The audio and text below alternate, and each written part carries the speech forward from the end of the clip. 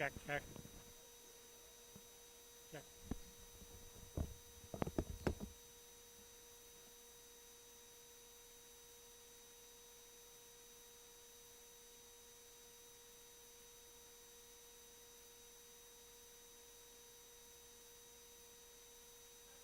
Check, check.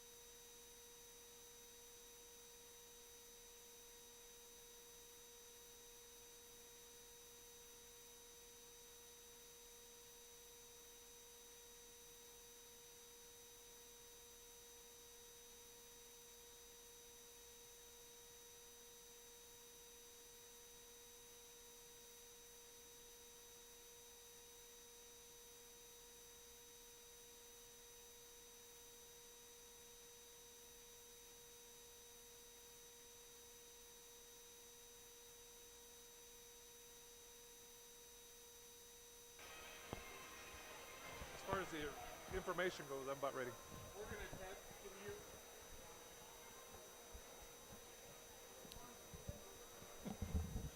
I want him to put on those headsets.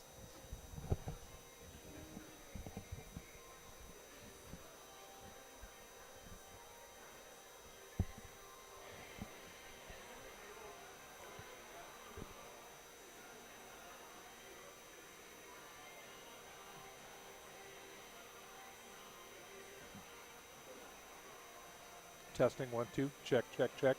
Testing. Okay. Test. Good.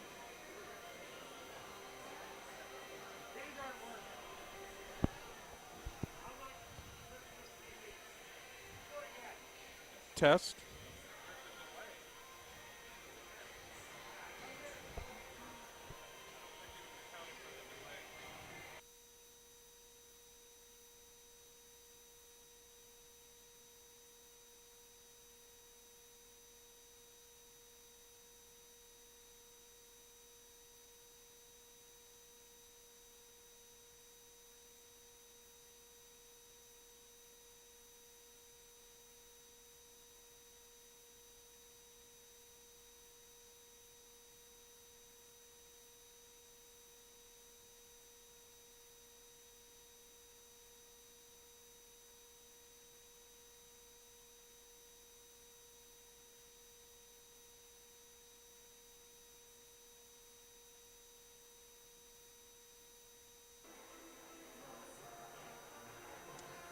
And welcome on this Friday evening to Brandon, South Dakota, as we have a massive showdown in both the boys and girls this evening. We're going to start off with the girls, and I have the honor to be with Bob Arnold tonight. Hey, Bob. Hey, Ken, how you doing? Good. I always surprise you. But what I want to talk about this evening is, and I'm Ken McEwen as normal, we're going to be calling the girls' game this evening because Chuck and Todd are not able to call this game, so we're doing double duty tonight. So if you get sick of our commenting tonight, just message us on Links TV Facebook page or something. I don't know. Hopefully you don't get sick of us. We're going to be talking a lot tonight with this doubleheader. So what we have this evening is the Huron Tigers coming in to Brandon, South Dakota in this fantastic gym we have for the Lynx here at the high school. They're sitting at 11-7, and your Lynx sitting at 5-4.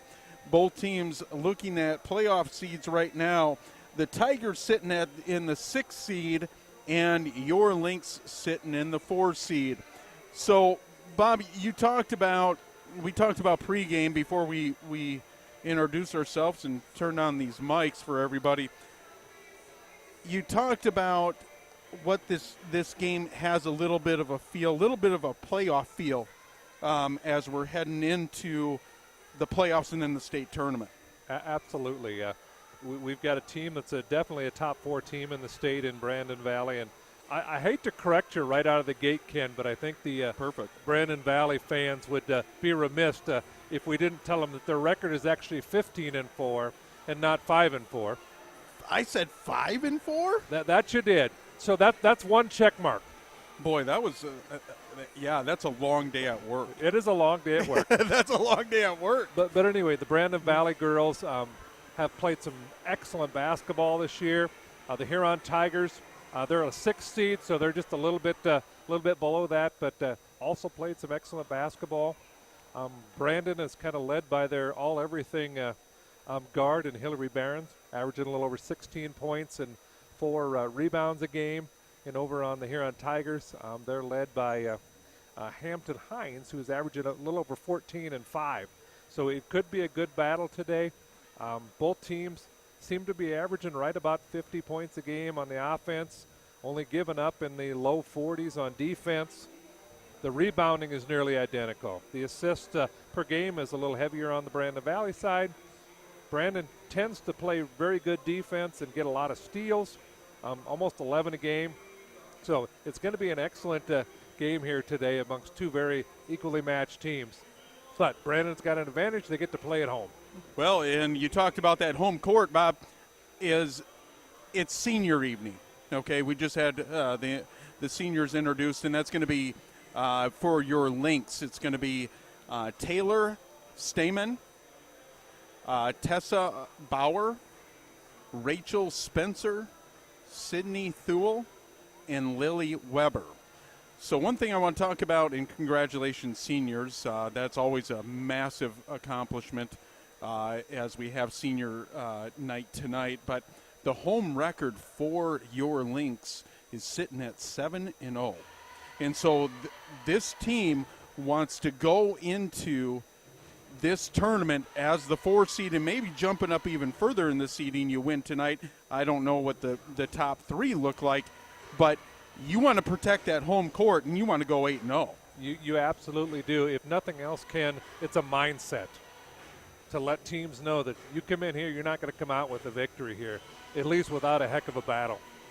And for the Huron Tigers, their away record's 4-5, so they're going to be looking to try to go 500 on this evening for their away schedule, sitting at 4-5. Like I said, the seedings right now, your Lynx are sitting at the number 4 seed.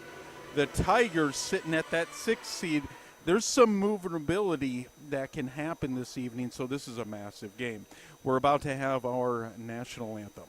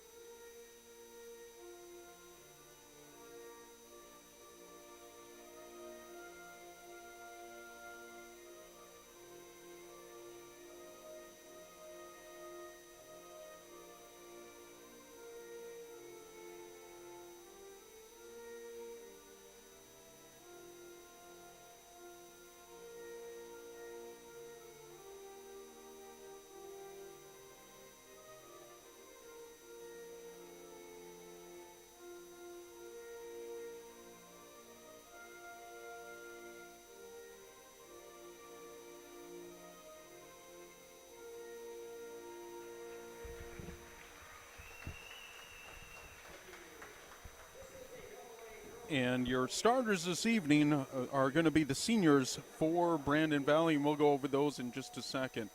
But for the Tigers, Isabella Shreve, the 5'5" senior, averaging 11 points per game, will be the point guard for the Tigers. How do you pronounce the first name there? Hampton Hines. The leading scorer is the 2 guard. She sits at 5'7", and she averages 14 points per game. Isabel Elwin is a junior. She's at 5'8", and she is averaging 9.5 points per game. And the junior at 5'8", the other guard, is Heaven Gainey. She averages 1.8 points per game. And now for over on your Lynx. And we have one more, number 30, and that's going to be the 5'11" senior forward, Alexis Feenstra. She averages 3.9 points per game. for your Lynx are going to be all seniors. The senior night this evening is Tessa Bauer. She's a senior. She's at 6.8 points per game. Taylor Stemmen, she's at 2.6 points per game. She's a senior. She's 5'10". Rachel Spencer, she's a senior. She's at 5. Let me get this correct here if I can see it. 5. Go ahead, Bob. Do you need some glasses, Ken? Yes. No. Number 40 is Rachel Spencer, is a 5'9" senior. She's averaging a point and a rebound. You've got a 6'1" senior, number 44, Sydney Thuey, and she's averaging 7 points a game. And your final starter tonight is going to be at a forward at 5'10" and a senior, number 50, Lily Weber. Holy cow, do I need some glass? I mean, I have contacts in. Or maybe Bob just needs to put bigger print on the sheet, Ken. Yeah. I mean, the print. It's probably the print. The print's pretty small. It is. We're about to tip off on this 11 AA matchup. Both teams looking at the seedings. The number 4 seed currently with your Lynx and the number 6 seed with the Tigers. Tigers sitting at 11-7 on the year, and your Lynx sitting at 15-4. So as we're going to get a substitution off the tip, at number 50, Lily Weber, she's got a knee injury, and so they're going to bring her right to the bench. So right now for the Tigers is number 10, that's Shreve. She's the point guard for the Tigers. She's going to set up the offense. They're going to swing it all the way around to number 33, Elwin, and it's going to be off Lynx ball. Yeah, that was just a little bit strong there, Ken, and went over the rim and onto the out-of-bounds line. And your point guard for your Lynx is going to be Kylie Foss. She came in for one of the seniors, and there's a turnover for the Lynx right away, as good defense already by the Tigers. Yeah, they trapped her right in the corner, right across the deal. She had nowhere to go there. That was just excellent execution on the defense side. Heinz and going back to Shreve. They're going to reset the offense with number 33, Elwin. And they're going to push it right back over to your point guard, Shreve. As the Lynx are in a 2-3 zone to start off defensively. That shot is off. Rebound by number 22, and that's going to be Foss. She's going to push the ball up for your Lynx. First possession off of that turnover resets for the Lynx on their end. As you're going to have Foss, she's going to swing it all the way over to number 12, and it's going to be Bauer. And they're trying to look inside. They do find number 32. That's going to be Stemmen, and they kick it back out. Great pass by Steve, and number 44, that's going to be Thuey for the first 2 points of this ball game. That was a nice, good rotation around, Ken. They found her underneath the basket with a good angle to the hoop. That was a good execution. Shot is up, and 0 for 3 right now are the Huron Tigers, as the Lynx are going to push the ball up with Bauer. Bauer's going to find number 32, Stemmen. They reset the offense, and they're going to swing it all the way over to Spencer. Spencer back up to number 22, Foss. Foss, the point guard, she's going to reset the offense. As they're looking to swing it around, they look inside to number 32, Stemmen. They don't find anything. Number 44, Thuey, and all the way back. Great ball movement by the Lynx. As the shot clock's down to 2, no good. Big rebound. It's a 2-0 game. Lynx, big rebound by number 34, Gainey. Tigers reset the offense. Your head coach is Mike Zerr. He's on the sideline. You'll see him a lot tonight. He ramps up this team a little bit. He's vocal, and he's a great vocal leader. Is the number 4 seed for the Lynx, looking to improve their home record to 8-0. That shot is off. So far, the Tigers 0-4 in this first quarter. Yeah, they're playing really good defense on this side. They're getting some looks, but they're not really good looks, forcing them to take some shots that they wouldn't necessarily like. Foss gets it blocked as number 10. That's going to be Shreve, the point guard. Great defense by number 40. That's going to be Spencer, as we're going to get a substitution into the game, and that's going to be Hillary Behrens. She comes into the game number 30. So you got Behrens.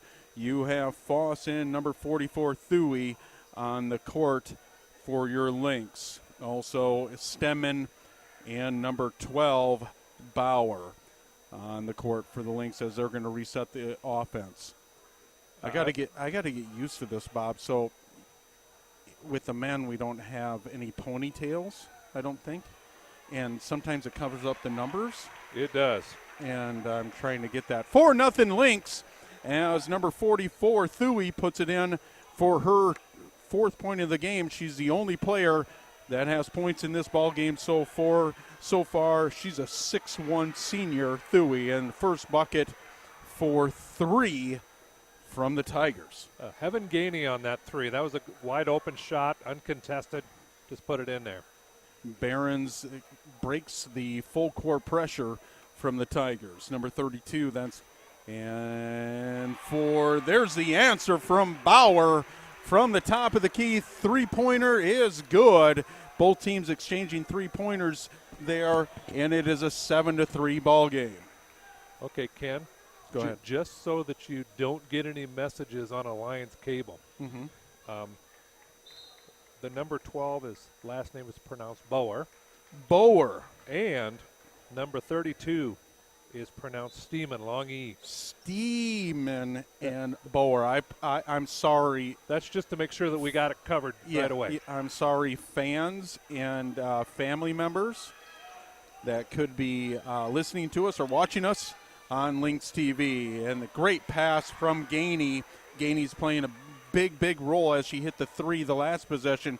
Great pass to number 30. That's Feenstra.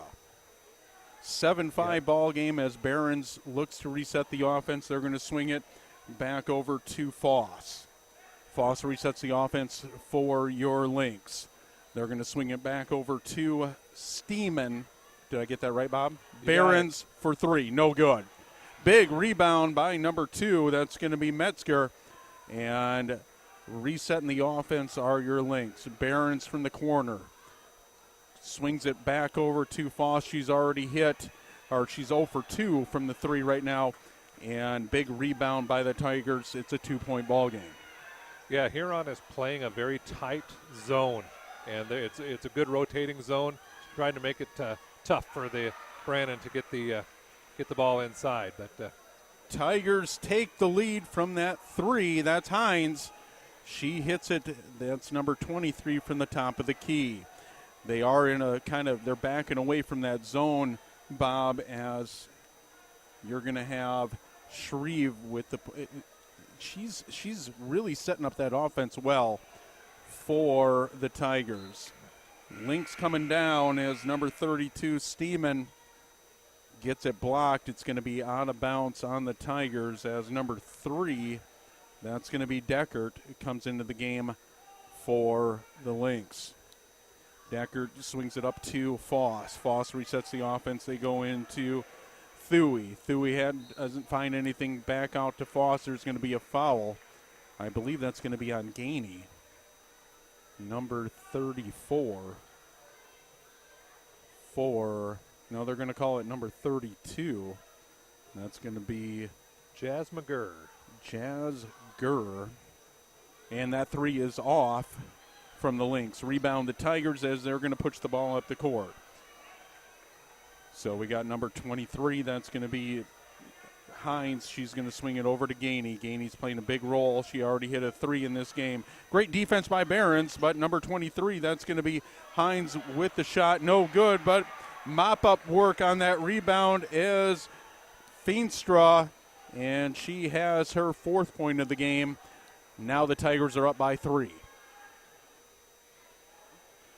Lynx resetting their offense, kind of trying to calm it down a little bit. A lot of movement from the Lynx offenses. We've seen them swinging the ball around quite a bit. That's going to be number 3, Deckert.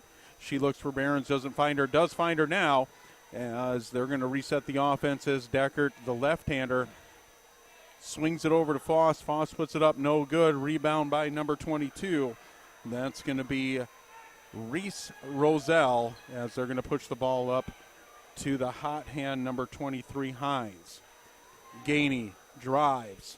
Left-handed, no good. Great defense by number 44, Thuy, as there's the block. They're going to push it up to Barons for the Lynx. She puts it up, no good. It rims off. Big rebound by number 34, though. That's going to be Schlottman.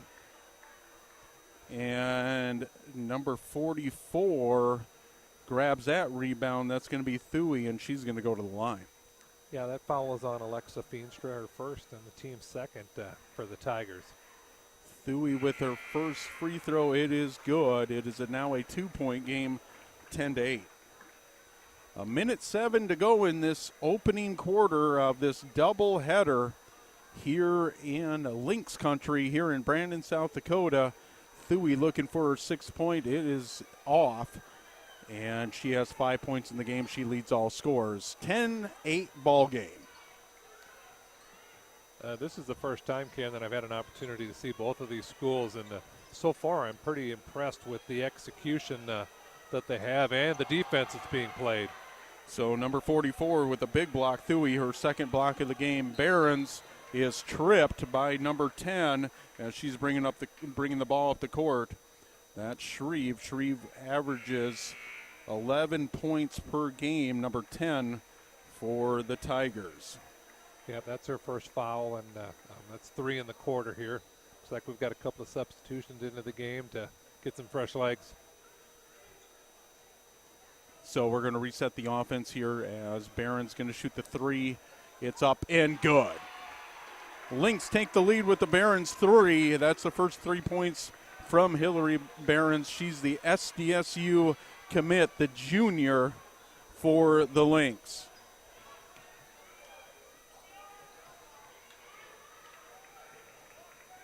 And the Lynx are going to push the ball up, as that's going to be number 2. That's going to be Metzger. It's going to be off. Rebound. It's a 1-point game with 2 seconds to go in the first quarter. Great defense as Shreve puts up the 3. That's going to be number 12. Bauer with a great block. And it's just been a great defensive game so far by both teams, Bob. It absolutely has. It's they're very aggressive. They're taking the ball to the hoop, but the defense is responding and making them take difficult shots. The one open shots that they do get, both teams have hit some nice 3-pointers out of those. And why don't you go ahead and go over our sponsors for Lynx TV on channel 226 and Lynx TV on YouTube. Our anchor sponsors are Avera Medical Group, McGreevy and Brandon, Sanford Clinic Family Medicine in Brandon, Service First Federal Credit Union, and Sanford Orthopedics. The founding sponsors, Alliance Communications, Brandon Lumber Company, Brandon Ace Hardware, Brandon Pharmacy, American Family Insurance Josh Koob Agency Incorporated, the Heartland Funeral Home and Cremation Services, Sunshine Food Stores, and Today's Family Dentistry. Platinum sponsors are Sanford Health, Sioux Valley Energy, Alliance Communications, Coca-Cola Bottling, and Midco Communications. And the Pride sponsors, Architecture Incorporated, Henkel Electronic Materials LLC, McDonald's, and Michael's Fence. Thank you, sponsors. You are the reason we're able to do this on a Friday evening, a doubleheader for those folks, and it's pretty packed in this gym right now. For those folks that cannot make it, we appreciate you, sponsors, because you're the reason we're able to do this. It looks like Chad, our actual trainer, came out and cleaned up a little bit of blood on the court. What Ken, how do you know it's blood? Well, I don't know. They took out spray, he put on gloves, and had something else. That's my guess. That was just a little snippet from the last game we did, Ken, when you thought it was magic that I saw there was blood down there. But no, you're absolutely right. Yeah, so here we're starting the second quarter. Bob tries to throw me off all the time. Gainey for the Tigers swings it out, and the three's no good. Big rebound by the Tigers. That three's no good either, but that's going to be a foul on number 33. That's Elwyn. That's going to be her first foul, and it looks like team fouls are sitting at 4 for the Tigers, 1 for the Lynx. Half court pressure from the Tigers. They're trying to force that. I don't know the theory behind that, but we'll see if it works for the Tigers. 11-10 ball game. Start of this second quarter. Great defense by the Tigers. We talked about in the first quarter already, Bob. As you were reading the sponsors, we talked about the defensive play by both teams. Threes off by the Lynx. Big rebound. That's going to be number 33. She's played a great game so far for the Tigers. Great defense. Oh, it's going to be, it's number 32. That's going to be Stemmen. Is it Stemmen? Longy. Steeman. Steeman. I'm sorry. Like when I get really mad, I get to be steaming. Okay, all right. She's going to step on that out-of-bounds line underneath the hoop. It's going to be Tigers' ball. The reffing crew is going to talk about it a little bit. Coach Zer does not like it, as Gainey's going to inbound the ball. Quick three from the Tigers. It's going to be no good. That was Kaufman, and she misses on her second three of the game. They do like to shoot that three pretty quick from the outside. There's not a ton of height on the Huron team, so they got to take advantage of it with basically 5 guards on the court right now. Barons with a missed three for the Lynx as the Tigers push the ball down the court. Gainey's double-teamed right away from the Lynx. It's a 2-3 zone. Big rebound by Barron. She's going to push it up the court for the Lynx.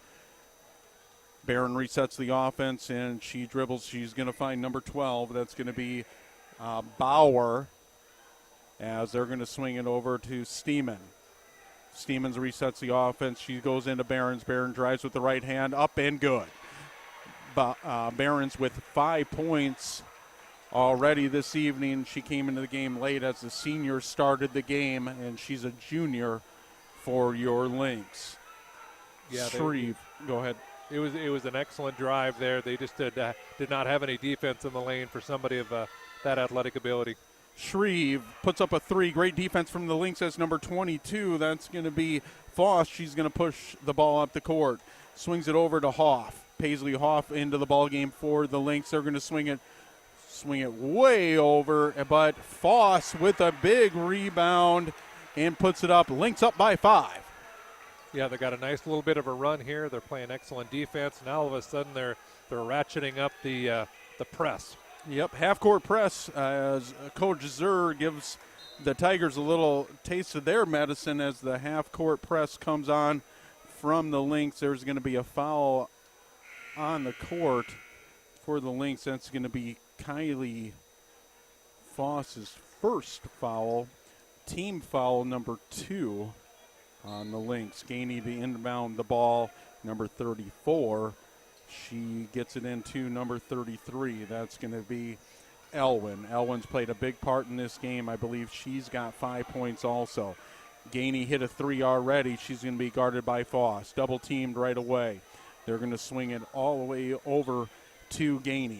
Back to Gainey. It's kind of like a motion offense at the top of the key right now from the Tigers. 2-3 zone so far from the Lynx defensively, as that shot is no good. Are they going to call it over the back on number 33? No, they're just going to call it out of bounds. No, that's going to be number 33, Elwin's second foul of the game, so she's going to have to go to the bench.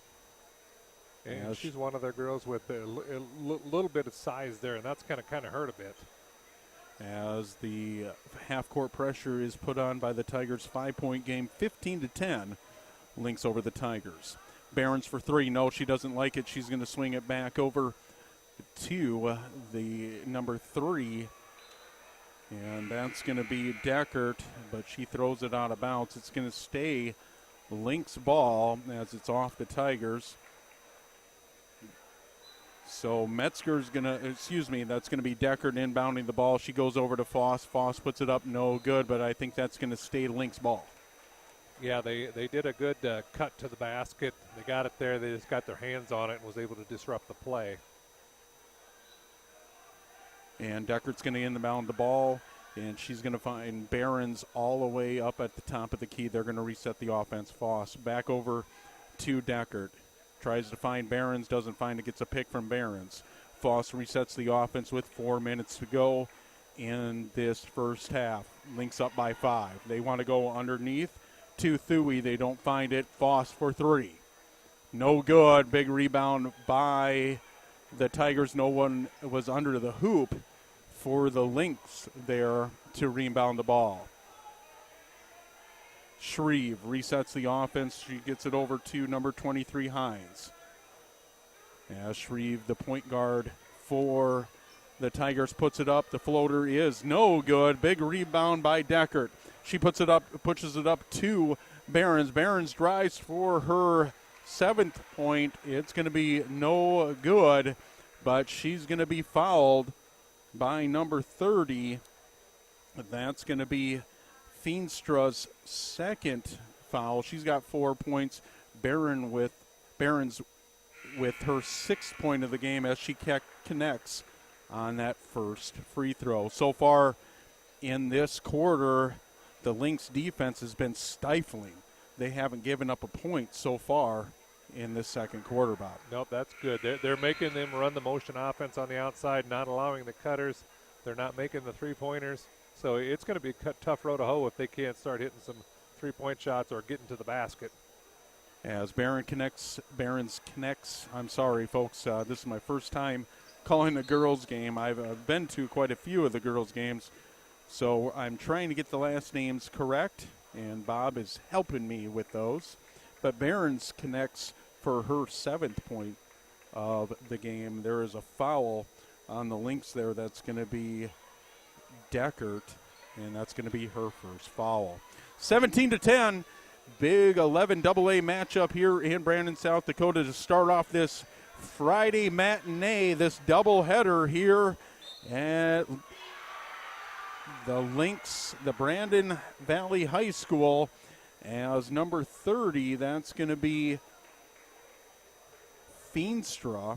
She connects on her 6th point. She's going to go to the line as she is fouled by number 4, Giever, and she does connect on that 3-point play. The first 3 points of the second quarter for the Tigers. It's now a 17-13 game with just under 3 minutes to go in the first half. As Foss is going to reset the offense over to Behrens. She's going to find Deckert. Deckert's looking inside. They are going to try to push it into. They really want to get into Thuy.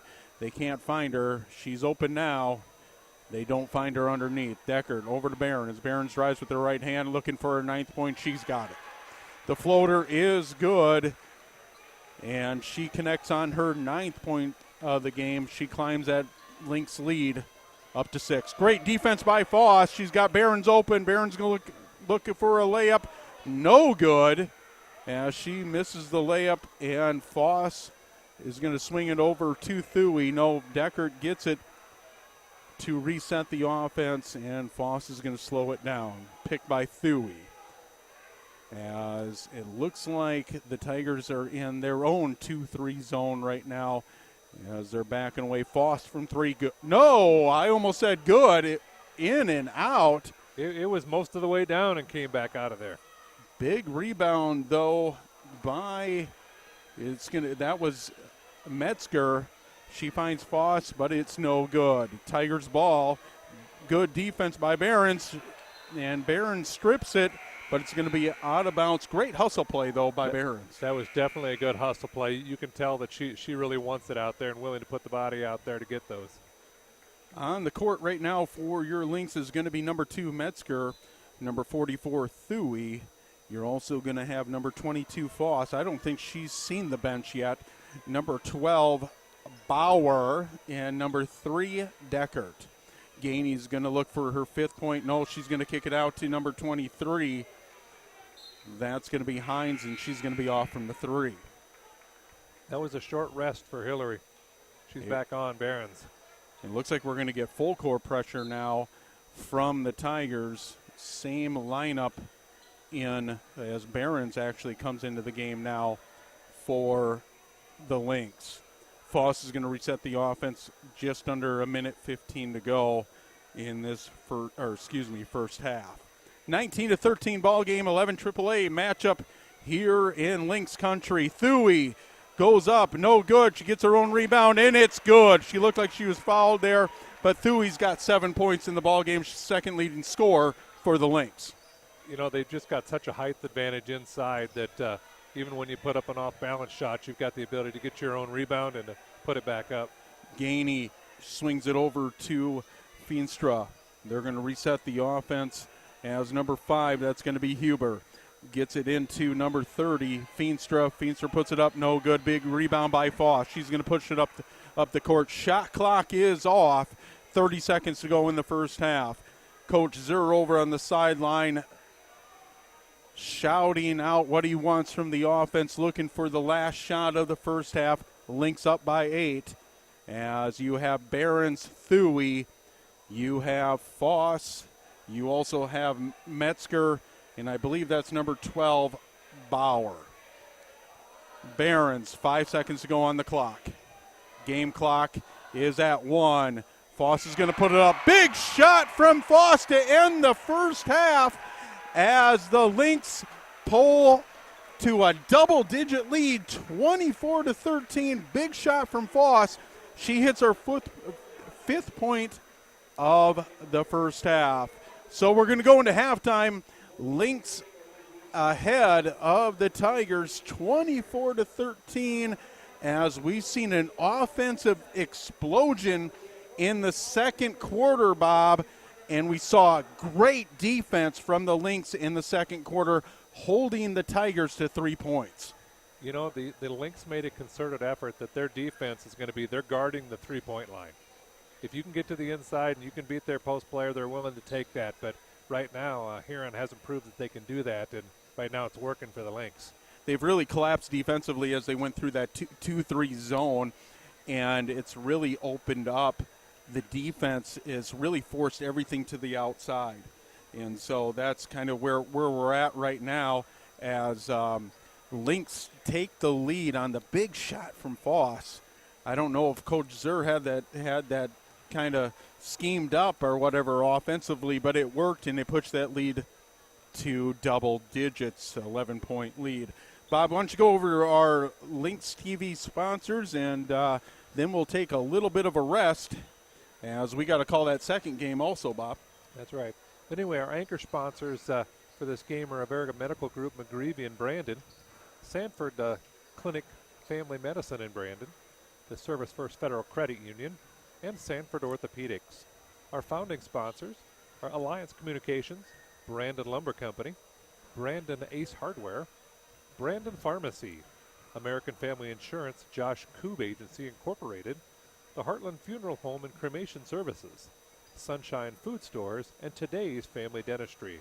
Our platinum level sponsor is Sanford Health, Sioux Valley Energy, Alliance Communications, Coca-Cola Bottling, and Midco Communications. And pride level sponsors are Architecture Incorporated, Henkel Electronics Materials LLC, McDonald's, and Michael's Fence. Thank you, Bob, for reading those off, and thank you, sponsors, for what you do for us to bring this live to the folks at home, or if you're in the passenger seat of the car or the back seat of the car, hopefully you're not watching it while you drive on your smartphone, right, Bob?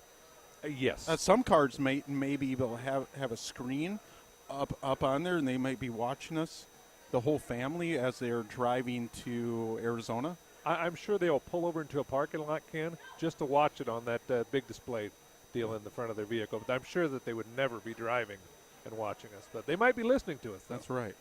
Put on your seatbelts, everybody.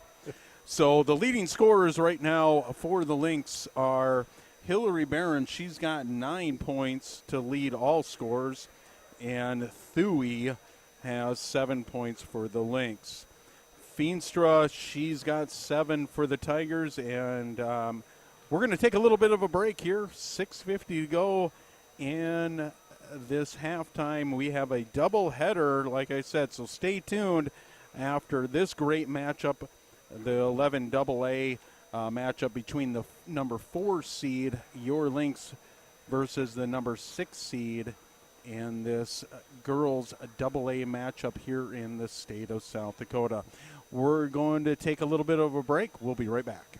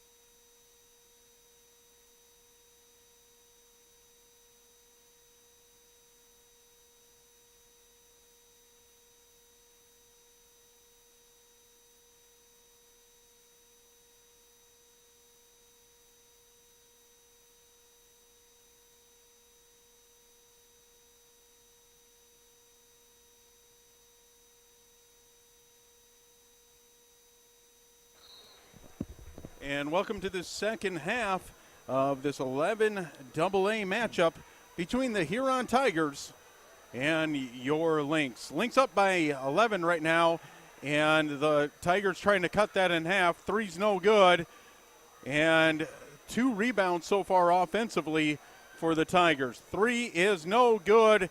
That's going to be 3 rebounds as in just this one possession, Bob. It's going to be a travel, though. That's a turnover. You know, that's kind of like the Dennis Rodman theory. You know, he would tap the ball to himself about 3 or 4 times so he could pad his rebounding stats. But that's not what was happening here, though. You sure? Right place, the right time here for the Tigers there. Foss resets the offense. Barron looks into Thuy. Barons and Thuy are your leading scorers for the Lynx so far this evening. As number 12, that's going to be Tessa Bauer. Right? Longo. Bauer. Holy cow, Bob. All right. I'm sorry I didn't get you prepared, Ken. It's my fault. All right. Barons looks for the 3, pulls up, finds number 32. That's going to be Stemmen, and that's going to be off. Steeman, I'm sorry. Yes. Bob looks at me and says, are you learning anything? So Shreve is going to reset the offense for the Tigers. Gainey over to number 33. That's going to be Elwin. Big rebound, though, from the Tigers. They are certainly winning the offensive rebounding in this quarter. And Gainey hits her second 3 from the corner, number 34 for the Tigers. They finally got an open look from the corner without any being contested, and so that was a good shot there. Foss resets the offense for the Lynx. She's looking for Barons. Finds Steeman. Foss to Barons from the corner. Puts up the 3, and it is no good. Rebound by number 33. That's going to be Elwin. She pushes the ball up. Looks to the corner. She finds number 23. That's going to be Hines. They're going to reset the offense. Gainey just hit the 3. They're going to pass it out, and that is a 3, no good. Barons with the rebound. First offensive rebound for your Lynx of this second half. Barron pushes it, and it's going to be off number 23, Hines, as Barons tries to find Bauer. Am I correct? Okay, good. All right. I'm just, You're getting there. By the time this game's done, you will have these names down. Thuy into Barons. Great pass. Good. Barons connects for her 11th point. It is now a 10-point lead for your Lynx. That was a good high post, low post pass, and then entry into the lane. As the Tigers reset their offense, they look to, it is no good. And that's going to be the rebound from number 32. That's Steeman. And number 12 puts it up. That's going to be Bauer for 3. It's going to be her 6th point of the game. The Lynx' biggest lead of this ball game, sitting at 13. She shot that with a lot of confidence, and you just willed it to go down. Gainey tries to answer for the Tigers, and Barons grabs the rebound, puts it up with the left hand. No good, but she's going to be fouled, and she's going to go to the line to try to connect on her 12th and 13th point. Lynx up by 13. Team fouls sitting at right now. That's going to be the first foul of the second half. In this third quarter, team foul sitting at 1 for the Tigers, and the Lynx with 0. That's a big foul against the Huron Tigers. That's 3 on Jazz McGurr. Barons connects with her first free throw. Second one is up and good. Lynx up by 15. Barons with 13 points. Half-court pressure from the Lynx as they're going to stop that offensive drive that the Tigers are trying to get into off of that 2-3 zone. Tigers drive. It's going to be a foul. That's going to be number 23, Hines, drives, and it's going to be a foul on number 44. That's going to be Thuey's first foul. 23, Hines goes to the line, and she's going to connect on her 4th point of the game. Into the game for your Lynx is going to be Metzger. Metzger comes into the game for the Lynx. So Metzger, Foss, Behrens. You're also going to have Steeman and number 44, Thuy. Resets the offense. That's Steeman. She's already hit a 3 in this second half. Goes it over to Thuy. Behrens looks inside. Knows she's going to swing it all the way across the court to Foss. Foss up for 3. Big rebound by Thuy. She's got position. It's going to be a jump ball. It's going to stay right here, Lynx ball. Yeah, that was a good rebound. And the Huron Tiger player just reached around, grabbed the ball, and tied it up. Metzger to inbound the ball for the Lynx. She finds Behrens at the top of the key, resets the offense. She's going to swing it all the way over to Steeman. Like we said, Steeman already has a 3 in this in this second half. They're going to swing it all over to Metzger. Metzger's going to reset the offense for the Lynx. She goes right into Steeman. Foss already has a 3 also for the Lynx. And Metzger drives with the left hand. She's going to swing it into Thuy. And it's going to be out of bounds. Lynx, great pass, though. There was a lot of vision to that pass. She just couldn't get her hands on it underneath the basket. It would have been an easy bucket. Lynx got her hands on it. Lynx up by 13. Their biggest lead so far in this ball game is 15. Half-court pressure from the Tigers. Great defense by Behrens. She tips the ball. Foss comes up with the turnover. She drives. Looks at Thuy. They're going to reset the offense with Behrens. Metzger, Behrens for 3. Good! Climbs the lead to the biggest lead of this game. It's 16 points, and 16 points for the leading scorer of this game in Hillary Behrens. Yeah, that was a good play. She kind of looked around, didn't see anything she liked, and she says, hey, I'm wide open here. Let's take that shot. And she's got the ability to make that shot. She's got that range. Tigers take a full timeout, I believe, as this gym is becoming pretty full on this Friday evening. A lot of people don't have anything to do on a Friday night. It's winter in South Dakota, Ken. Oh, yeah, that's right. So that does limit your options. I shouldn't say anything to do. This is a big night. Anytime you have a doubleheader in high school, I know when I was in high school, it was always doubleheaders. That's what it was. The girls' game 6:30ish, boys' game at 8. Yeah. And this is a special thing because I love doubleheaders. It allows the fans that come to the game and the fans that we didn't have like a Lynx TV. We had like a console TV. Yeah, mine was more test tube TV when I was growing up. I'm a little older. What'd you have? I had a test tube TV here. Oh, okay. And I don't know what that is. And the remote at my house was me. Yeah. That's how old that was. That's awesome. All right. Well, everybody that's watching us tonight, it's a luxury for you. As number 33, that's going to be Elwin with the floater, and it is good as the Tigers connect on their 20th point of the game. Great defense so far by the Lynx, and great defense by the Tigers right there as Gainey steals it. Turnover, no good. Thuy with the rebound. Foss is going to push it up. That's the point guard for the Lynx. She's going to find Behrens. Behrens all the way across court to Metzger for 3. No good. But Thuy with the rebound kicks it back out to Behrens. Resets the shot clock for the Lynx. As Foss over to Metzger. Metzger for the second 3 of this possession's no good. And Tigers ball. They push it up. Gainey's going to swing it all the way over. That's going to be number 23. That's going to be Hines. No good. Great defense so far in this full game, especially starting off in the second quarter for the Lynx, and they've just catapulted that over to the third quarter from halftime. Yeah, it's really good going right now. The shots aren't dropping so much for the Huron team, but the playing good defense has a lot to do with that.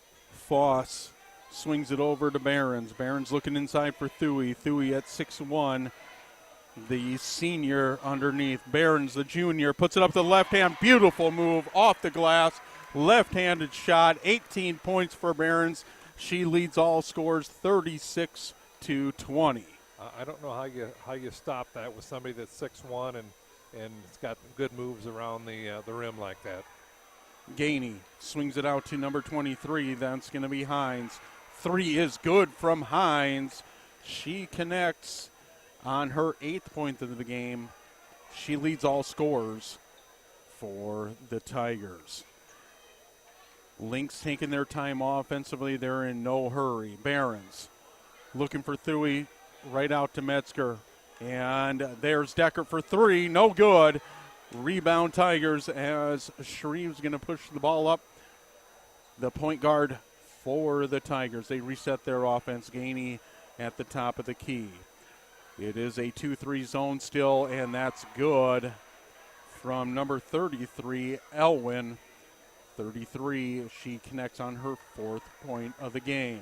It's now an 11-point game. Tigers are getting a little momentum in this end of this third quarter as they are in a zone 2. I believe it is a 2-3 zone. Am I correct, Bob? Yeah. They're playing 2 on top, 3 across the bottom. The middle person has got responsibility for the cutter, but when they cut from both directions, you can only cover one. And Thuy pops open underneath for her 9th point of the game. Lynx up by 13. They haven't given up that double-digit lead so far in this third quarter. 2-3 zone. It looks like a travel. No, they're not going to call it as number 23, Hines, resets the offense. Gainey already has a 3 in this third quarter. They're going to swing it back out. Shot clock's off.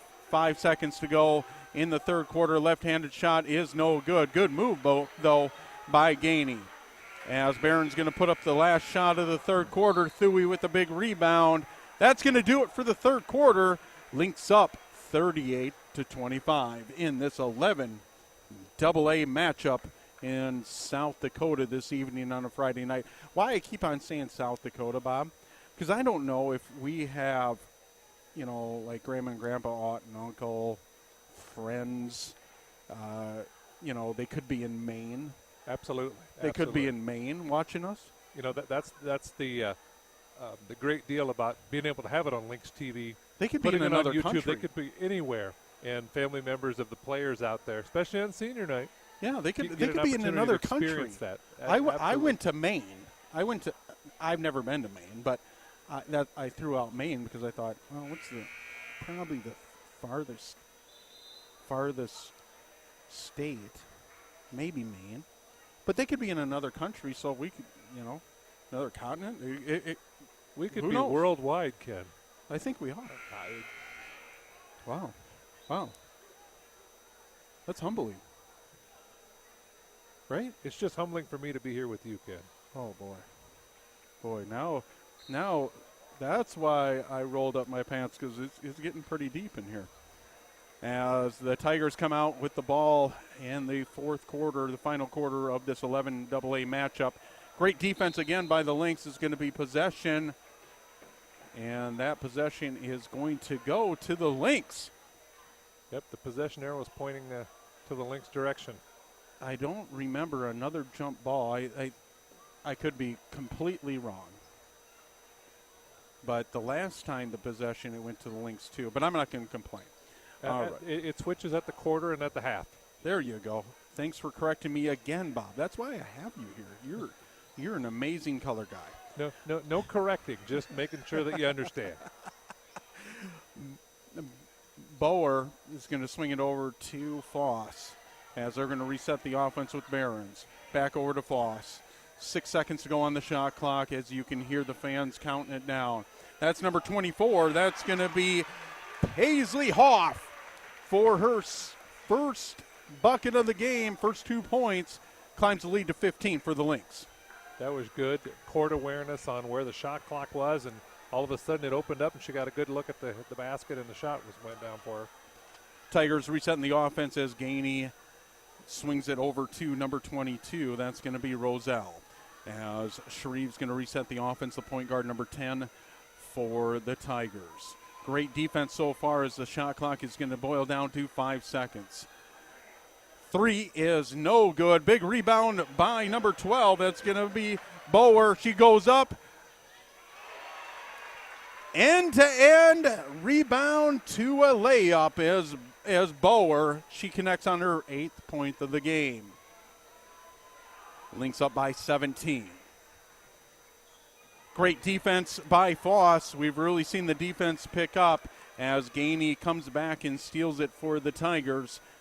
Right now, the Tigers, they're averaging points per game, 50 points per game. Right now, they're just at that halfway mark. That's what they average, Bob, is 50 points per game. They're only at 25. Great move. And number 12, Tessa Bower connects on her 10th point of the game. So now we have three Lynx in double figures as Barons, she's got 18 points. And I believe for the Lynx, I think Thuy has 10 or 11 points. And we know that Bower has 10. Yep, they got a quick 30-second timeout by Coach Buttenhagen to kind of get the girls calmed down a little bit. They're playing a little frantic, a little out of sorts, and so they just want to get them settled down. So a quick timeout there to see if they can get them calmed down. 5:52 to go in this ball game. Lynx with their biggest lead with that bucket from Bower. They have now climbed the lead to 19 points.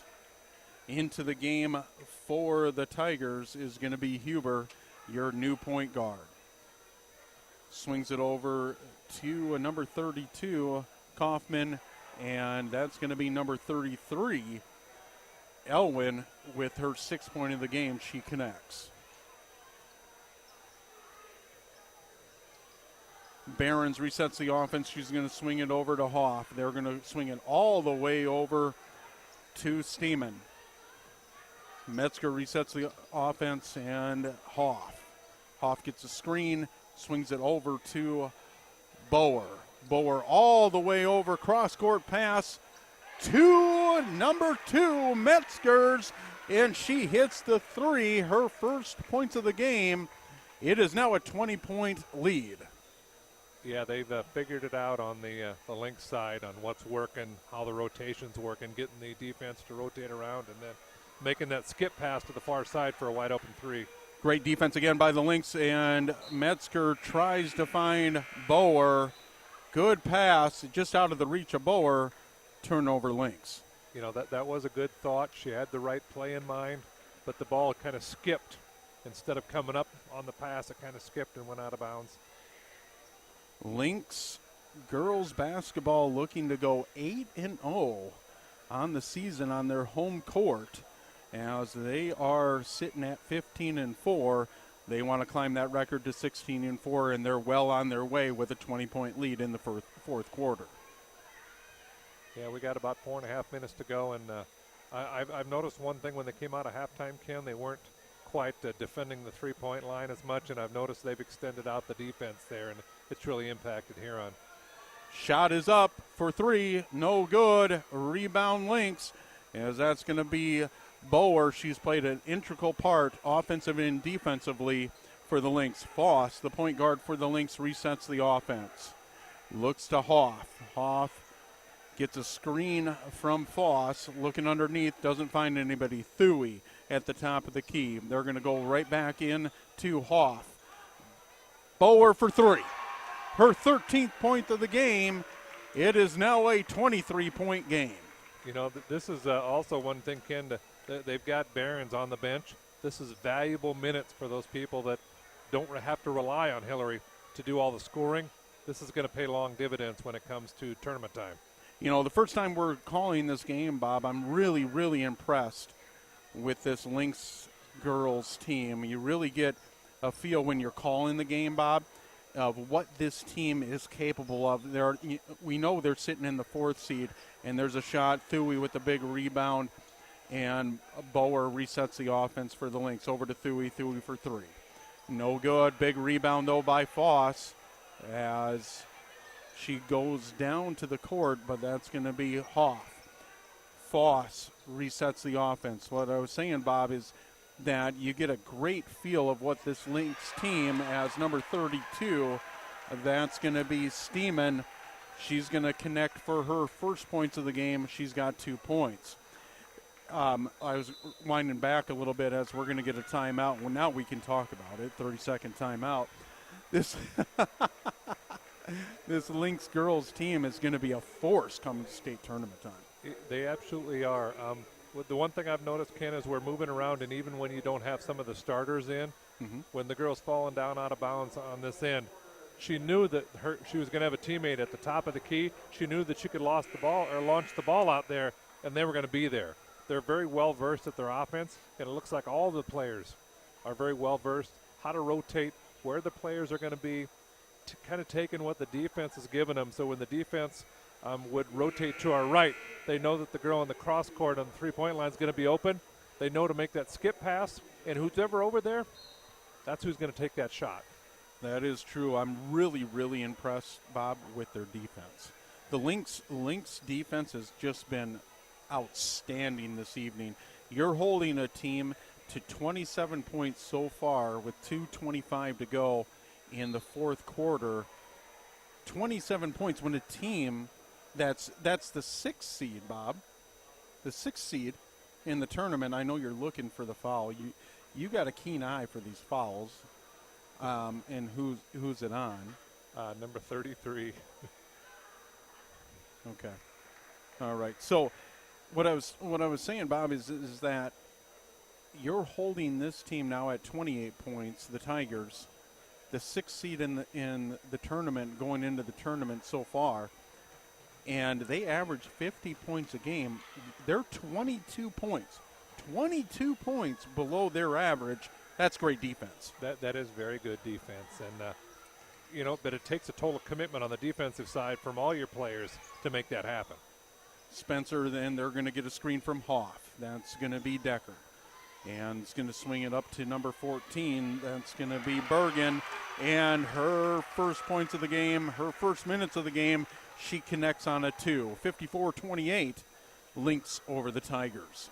It's nice that they're extending the lead with the players that don't necessarily get the entire set of minutes during a normal game, but they're coming in with lots of energy and are doing the same things that they should be, driving to the basket, looking for open teammates, that kind of thing. I'm very impressed as well, Ken. Very well coached team, as Coach Mike Zerr has this team really, really playing well heading into the final games of the regular season into tournament time. Number 34, that's going to be Schlotman, and it is off. Tigers resetting their offense with almost a minute to go in this 11 AA matchup between the number 4 and 6 seeds so far going into the tournament. Tigers resetting their offense. That's going to be number 20. That's going to be Janes for 3. So the Tigers go over the 30-point mark, 31 points, and the Lynx are up by 23. 40 seconds to go as Bob is over here preparing for our second game. It will be the Huron Tigers. And there is a 3 ball from number 40, Spencer. She connects on her first points of the game also. 3 is up, no good for the Tigers. 57-31, 14 seconds to go in this ball game. Tigers swinging the ball around the court, and Bob, that's going to about do it. So your Lynx are going to go to 16-4 on the season, 8-0 on senior night, as they have an outstanding game offensively, but even better game defensively from your Lynx girls basketball team as they move to 16-4. Tigers move to 11-8. We'll see what the standings move on. Tell me a little bit about what you saw tonight, Bob. Well, I saw, like you said, Ken, an excellent defensive effort when you can hold your opponents to half of what they're used to scoring. But, again, I think it was a heavy concentration of defending the three-point. And when you've got a height advantage and you can't get it into the paint, you got to shoot threes. And they were just taking that away tonight. And the open looks that they did get, they weren't hitting at a high rate. So they protected home court, and I'm assuming they will have a home game coming as the play-in games, or I don't know if they have a bye. I just don't know. I apologize, everybody. Well, from what I understand, Ken, when they get into in this particular division, one plays 16, two plays 17, etc. In the top 8. The 8 winners advance to the state tournament. They're reseeded at that point based on their seed points. So as long as the top 8s go, but as they go, if you win the first round game, you're going to be going to the state tournament. So I believe that we'll be able to bring it to you live, as Todd and Chuck will be bringing it to you live, I assume, for that playoff game. But it's going to be senior night for the boys this evening also, as Bob's going to hand me the sheet that he creates. And this is amazing, folks. You think that I truly know? I mean, I'm not downplaying our skills, Bob, but I had no idea that Max Kranzler for the Tigers averages 13.5 points per game. That's Bob. That's Bob doing homework and giving me the homework. I mean, I sound like a genius. You know, in most schools, they penalize you for that, but in what we're doing, it's very important. Yeah. Because I could not do the play-by-play like you're doing, Ken, so I got to add my part and my value to the team here. So. Well, you bring a tremendous value as we try to bring this great, basketball excitement in the state of South Dakota as your seniors are being introduced this evening as Sam Skolton. We had Riley Miller. These are the seniors for the Lynx. And you're going to have actually Noah Thompson. You're also going to have Max Van Westen, Cole Borchardt. Excuse me, not Cole. Yeah, Cole Borchardt, I'm sorry. Max Van Westen, Noah Thompson, Riley Miller, and Christian Jefferson are going to be your seniors for the Lynx that are being introduced. So they can't start all the seniors, right? I mean, you can't start 7? Is it 7? 1? Sorry, you're going to hear me count, folks. 1, 2, 3, 4, 5, 6. You can't start 6, so it's got to be 5. So, well, there would be probably a technical involved there somewhere. Yeah. I mean, it's there'd be a technical involved. Yeah.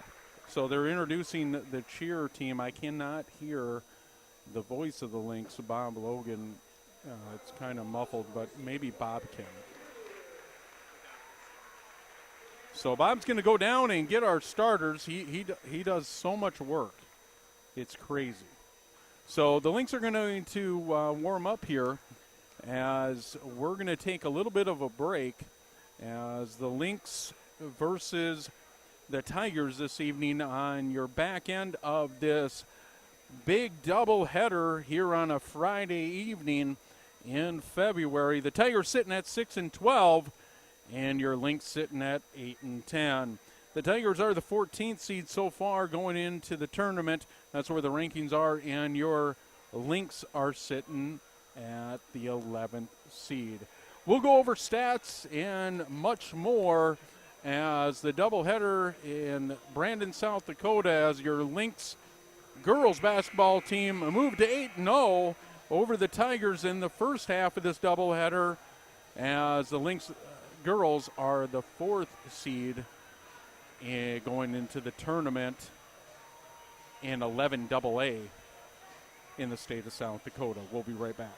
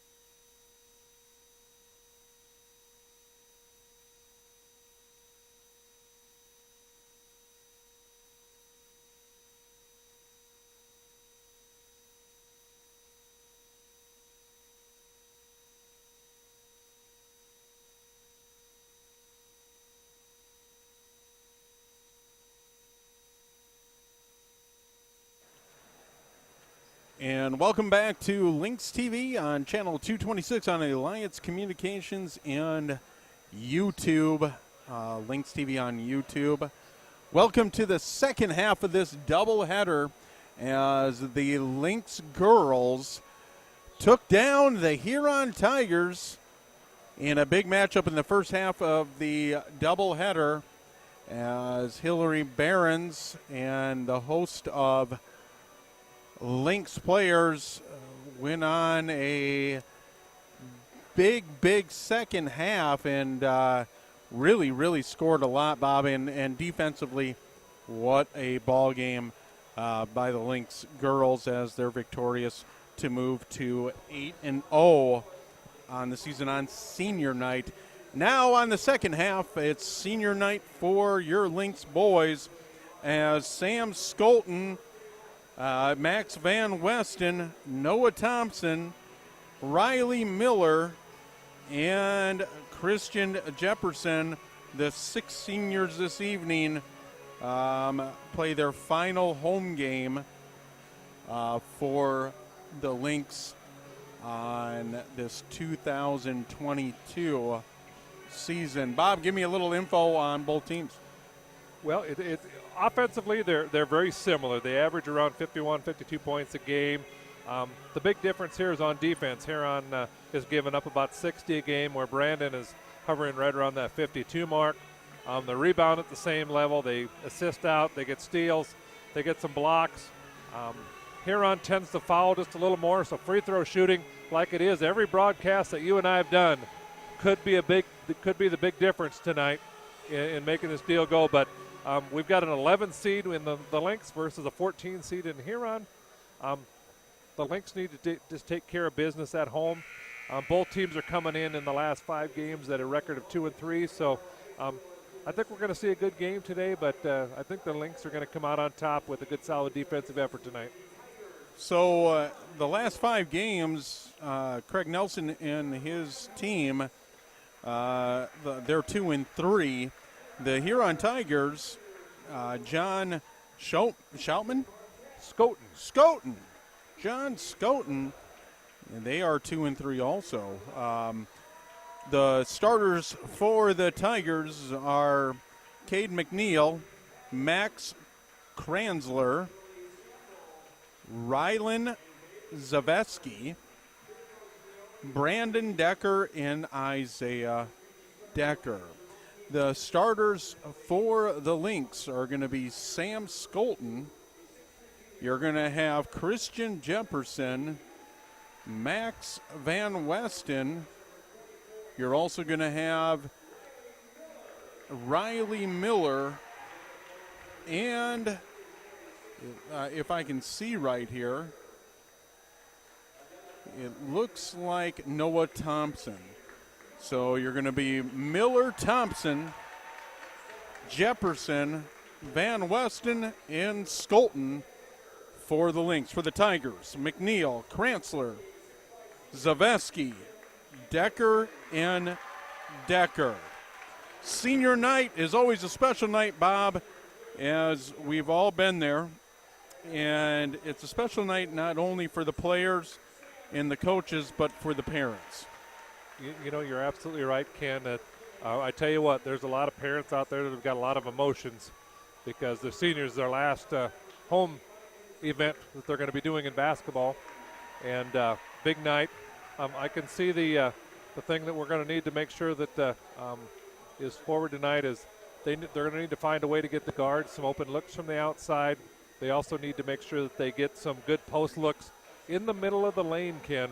The one thing that I've seen through some of the games that I've helped with this year is they tend to like to get the post players in Althoff down below the block, and where he's only got one way to go.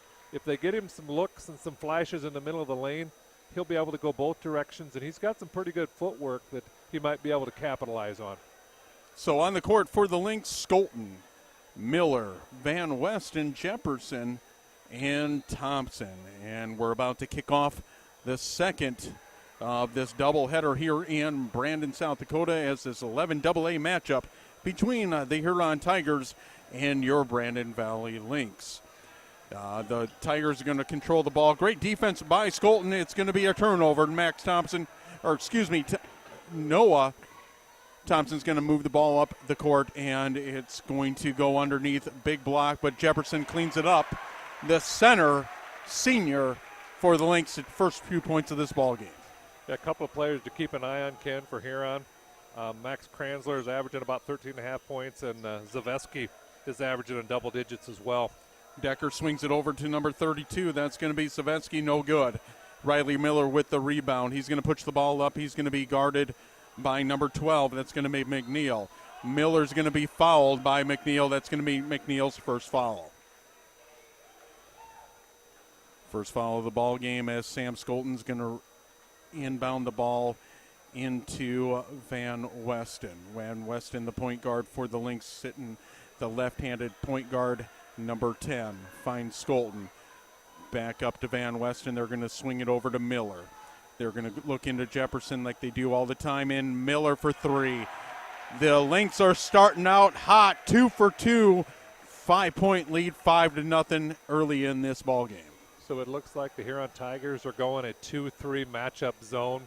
2 at the top of the key that's going out and cover the wings, and then 3 along the back line.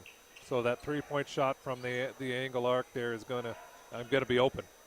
Decker, he's going to find number 14. That's Kranzler. Kranzler for 3, no good. It's going to be off. Miller with trying to save the ball, and it's going to stay here with the Tigers. 5-0 ball game, 11 AA matchup. The number 11 seed sitting in right now is your Lynx. Number 14 seed is the Tigers. Decker puts it up, no good. As rebound comes to Noah Thompson, the senior, pushes it up to the other senior. All seniors on the court for the Lynx. Van Weston puts it up, and it's good. 7-point ball game.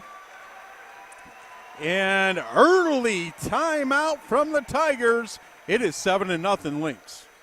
Yeah, they got off to a good start. They're getting some good looks right towards the basket.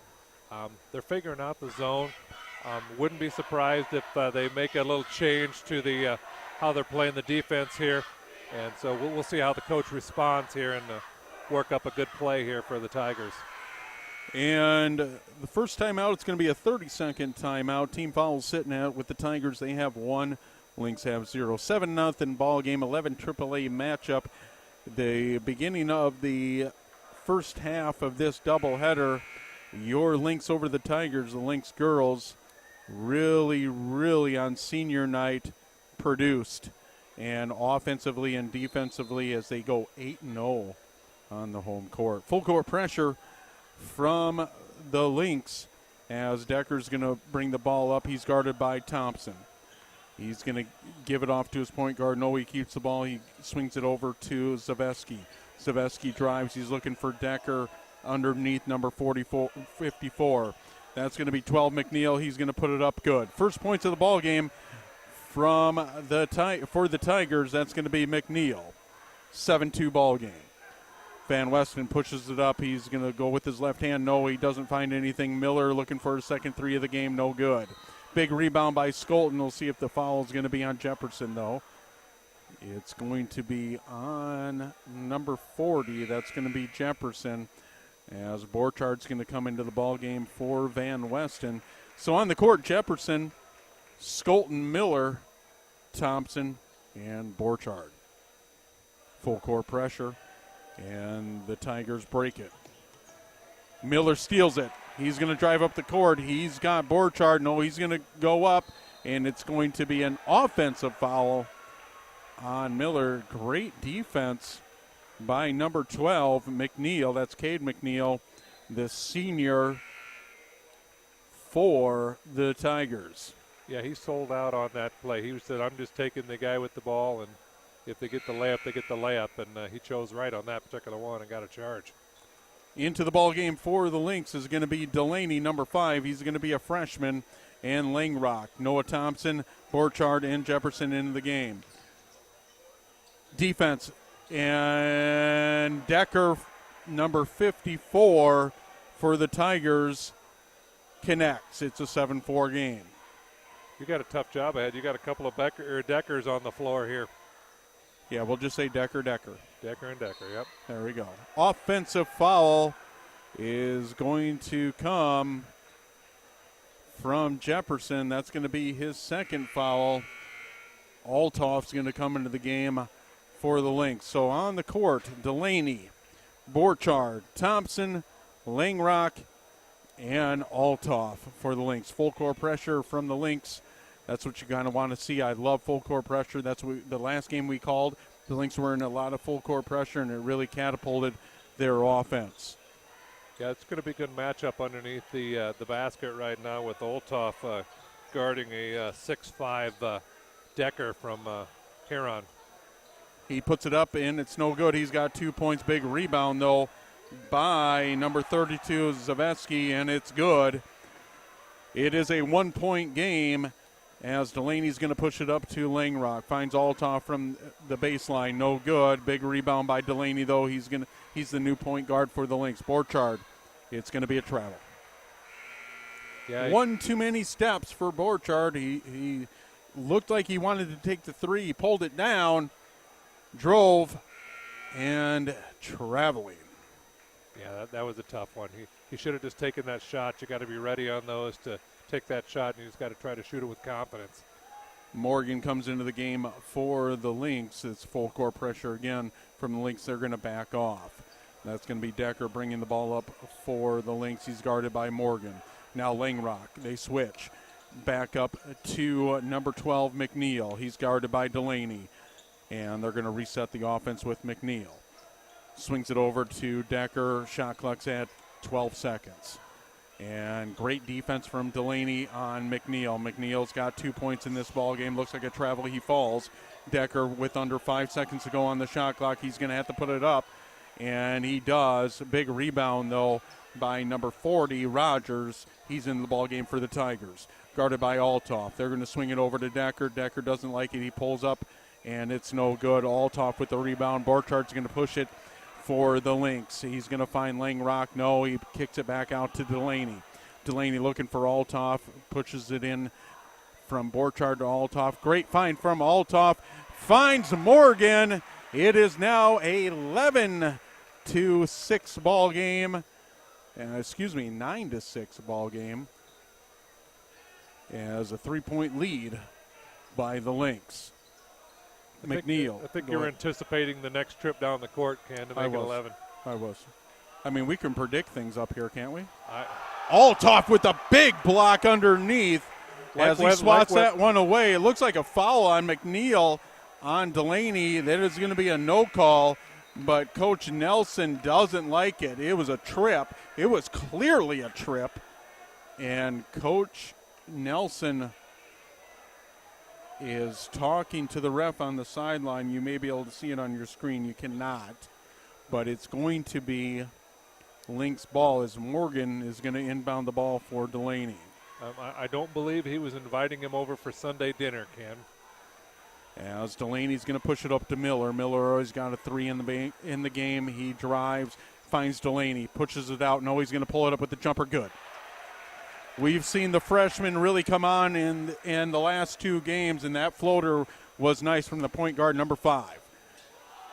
Big rebound by Morgan. He's going to push it up to Delaney as the Lynx are looking to push it up and play this fast-paced game as Riley looks for Altoff, and it's going to be a turnover Lynx.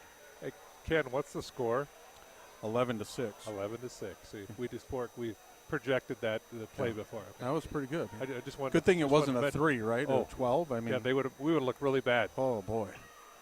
Decker's going to push the ball up. He's going to be guarded by Morgan. They're going to reset the offense from number 44. Decker drives with his left hand. Great defense by Morgan. Doesn't find anything. Keeps his pivot foot, though, on the ground. He's going to try for the 3. No, he's going to pull it up again. No good. Altoff with a big rebound. Big mismatch underneath as Altoff grabs that rebound. Delaney pushes it over to Langrock into Morgan. Morgan has Riley Miller wide open, goes to Delaney, though. He pulls up with the jumper, no good. He hit that floater before from about the same spot, and that one's no good.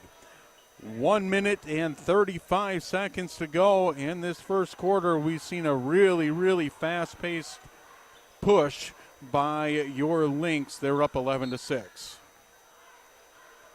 I believe we're going to have a foul, and that's going to be on. Go ahead, Bob. Looks like Lucas Morgan, his first, the team's fourth. A host of Lynx players coming into the game. You have Skolton, Van Westen, Jefferson, Miller, and Thompson all into the ball game for the Lynx. Yeah, they're playing really aggressive defense across the top, trying to keep them from penetrating the lane. So that's a good set of defense that they're running right now. So Jefferson's going to pick up his third foul there, Bob. He's going to have to go to the bench, you would think, as Coach Nelson looks to his bench. And for the first time in this game, Nate Vandenberg, we've seen him really come on in this season too. He averages 8.5 points per game. He's going to see his first minutes of this first quarter. So Tigers inbounding the ball, and they're going to go all the way out to Kranzler. He's going to reset the offense. Great defense by Van Westen. Double teamed as Vandenberg comes over. Three's no good. Vandenberg with the rebound as he pushes it to the point guard, Van Westen. They're going to swing it over to Miller. Now Van Westen resets the offense. They're looking to go inside to Vandenberg. He doesn't like it. Miller looks for the three. No, he's going to pull it up. As Vandenberg swings it all the way over to Skolton. No, he's going to go to Miller for three. No good, but Skolton with the rebound. He goes inside. Vandenberg puts up the floater, and the jump hook is no good, but he's going to be fouled by, it looks like, number did he say 10? 10? It looks like number 10. Looks like Dylan Lichty, his first foul. Dylan Lichty with his first foul. That's going to put Vandenberg to the line, and he connects for his first shot. Vandenberg comes into the game averaging 8.5 points per game. He got a good defensive rebound down here on this end and is contributing offensively at the free throw line on the other end. Second free throw is good. Vandenberg with 2 points now. The lead is now 7, 13-6. Lynx Borchardt comes into the game, so you have Van Westen, Borchardt.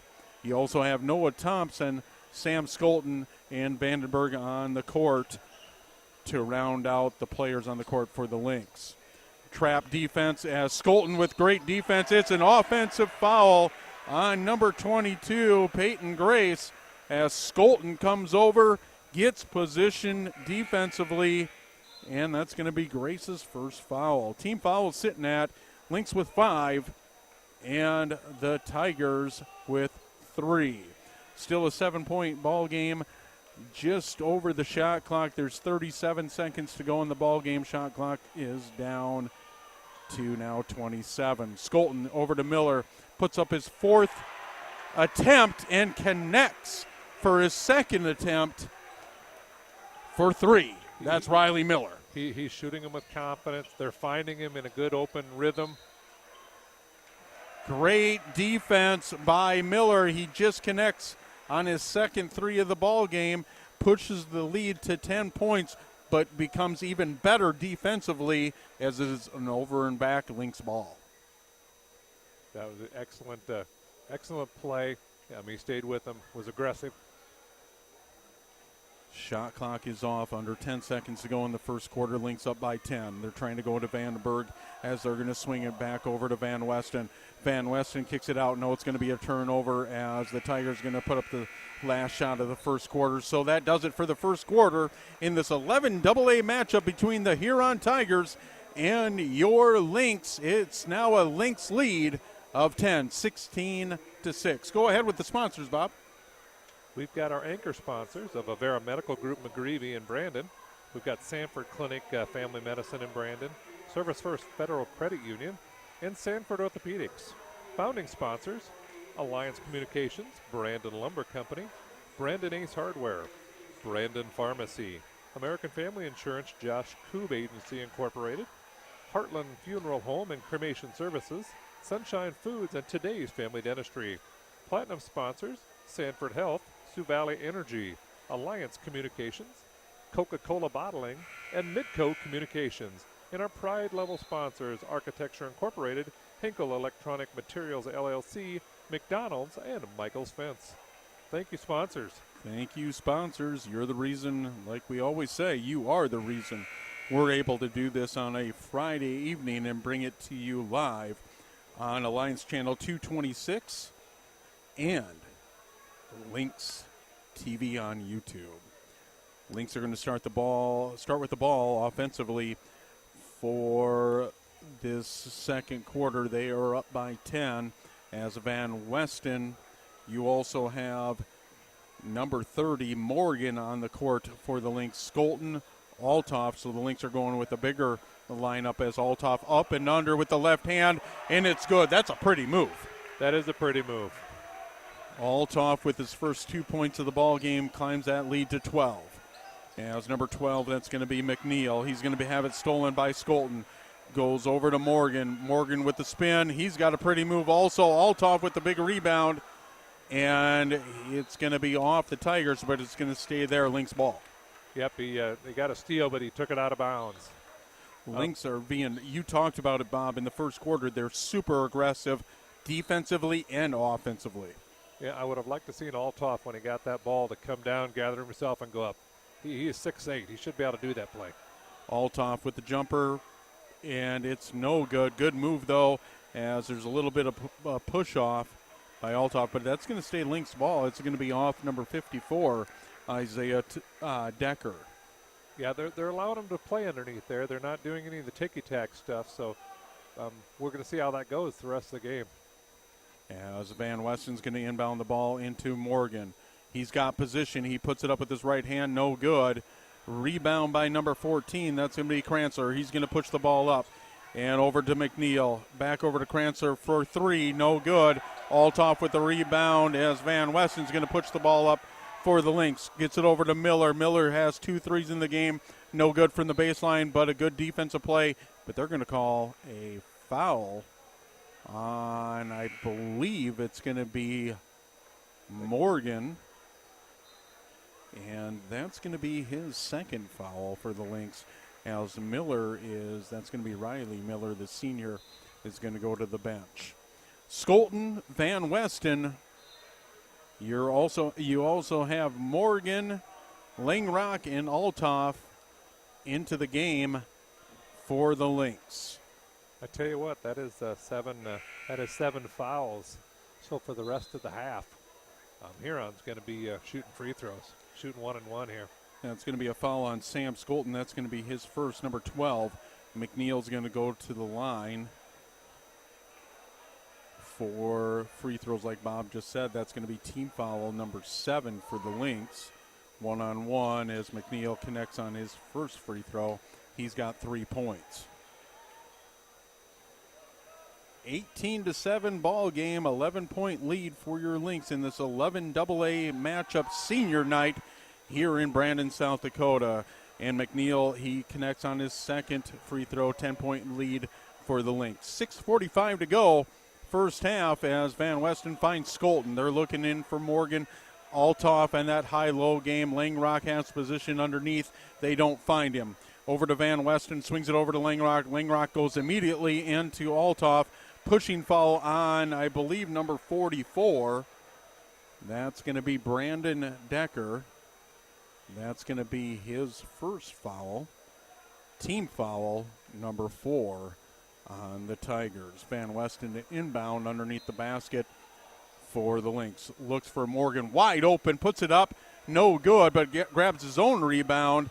He's going to put it up, double team, but are they going to call an offensive foul? They are. So that's going to be Morgan's, I believe, third foul. Am I correct, Bob? I believe so. So that's going to put Morgan to the bench, I believe, with 3 fouls. He's got 2 points. And Vandenberg's going to come into the ball game for the Lynx, number 34. Full court pressure from the Lynx as McNeil's going to inbound the ball. And it's going to be stolen by Skolton, but it's going to be out of bounds on Skolton. You just see the level of confidence defensively from the Lynx is just ramped up a notch, isn't it? It absolutely is, and it's really kind of taken Huron out of their game right now. 18-8 ball game as number 32. That's going to be Zaveski. He gets it to McNeil. McNeil, the point guard for the Tigers. They're going to push it all the way up back over to McNeil. They're going to swing it. Decker. They're going to find number 32, Zaveski. No good. Rimmed off, but that's going to be Lynx ball. 6:06 to go, first half. Yeah, right now Brandon's playing at a pretty high level on the defensive end, and it looks like Huron's trying to rush, and it's kind of getting out of their normal game. Now, I have not seen them play, but right now they seem to be hurrying a bit, playing out of control. And that full court pressure is kind of pushing it that way, is making them hurry a lot. Althoff looks to go It went off up with the ball, but it's going to be out on Decker, I believe. Yeah, it went off his foot. All right, so it's going to be Lynx ball as Van Westen inbounds to Althoff. They do find Vandenberg. Vandenberg's looking for Langrock. Great defense is going to be jump ball, and it's going to be Tigers ball. Great defense by number 32, Zaveski. Lynx up by 10. Yeah, they're, like I said, very impressed tonight with their defensive intensity, defensive effort. They're getting some good looks, Brandon is, on the offensive end. Some of them just aren't quite falling in yet, but they're going to fall. Vandenberg goes to the bench and Noah Thompson into the game. So you have Skolten, Althoff, Van Westen, Thompson, and Langrock on the court for the Lynx. Zaveski goes up. Looks like an offensive foul. They're not going to call it. Sam Skolten is going to push the ball up off of Althoff rebound. Althoff at the top of the key resets it to Langrock. He's going to drive with the left hand. The floater is no good. It looked like it was going to be in, but it's going to stay right there. Lynx ball. Yeah, that was a good floater there. Just a little bit hard and hit off the back iron and came out of there. Miller into the game for Skolten. We've seen a lot of good defensive play from Sam Skolten, the point guard number 4, the senior for the Lynx. Althoff into Van Westen as we see Noah Thompson flying in there for the rebound. Who's the foul going to be on? It's going to be on one of the Lynx here. As they're going to walk down the court, that's going to be Noah Thompson. Yep. And Noah Thompson's first foul. Van Westen's going to go to the bench, and Delaney's going to come into the game, the freshman for the Lynx. Number 32, that's going to be Zaveski. He's going to go to the line, shooting one-on-one as we're at team foul number 9 on the Lynx. First one's up and no good. Althoff, I believe, has about 6 rebounds in this game already. Noah Thompson over to Miller. Miller's going to drive. He's got 2 threes up to Delaney. Delaney finds Thompson. Thompson's going to go up with the jumper, but he's going to be fouled on that turnaround jumper. I believe it's going to be team foul number 5 for the Tigers, but it's going to be on number 32, Zaveski. It's going to be his first foul. Thompson to the line for his first free throw. It's going to be off. That score, it seems like it's been there forever, Bob, at 18-8. And we talked about the free throws. They might need those down toward the end of this game. As number 12, Cole Decker, is going to come into the game for Althoff. So a smaller lineup. The Lynx are going to go with a smaller lineup on the court as you're going to have Noah Thompson, Miller, Decker, Delaney, and Langrock.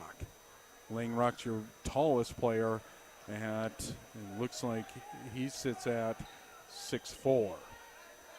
Miller guarding McNeil. Great defense as Delaney's going to get on the switch for the Lynx. Great pass by McNeil into Zaveski, and he's going to be fouled as that's going to be foul number 1 on Decker. Team foul number 10. 11-point game as the Lynx climb their largest lead to 11 points. Zaveski's trying to change that, and he does. He connects on his first free throw and his 3rd point of this ball game. Zaveski with his 2nd free throw is good. It is now a 9-point game, as we've seen the lead sitting at 18-8 for the longest time, and now all of a sudden it's 19-10. Yep, hit a couple of free throws. Got a nice stroke on the nice release on his free throw attempts there. As the Lynx offense reset up from Delaney, they're going to get it over to Decker. Langrock, Delaney's got 2 points off that jumper. Miller with 2 threes in the game. He pulls up with the jumper, and it's good. That's going to be his 8th point of the game. It is now a 21-10 game.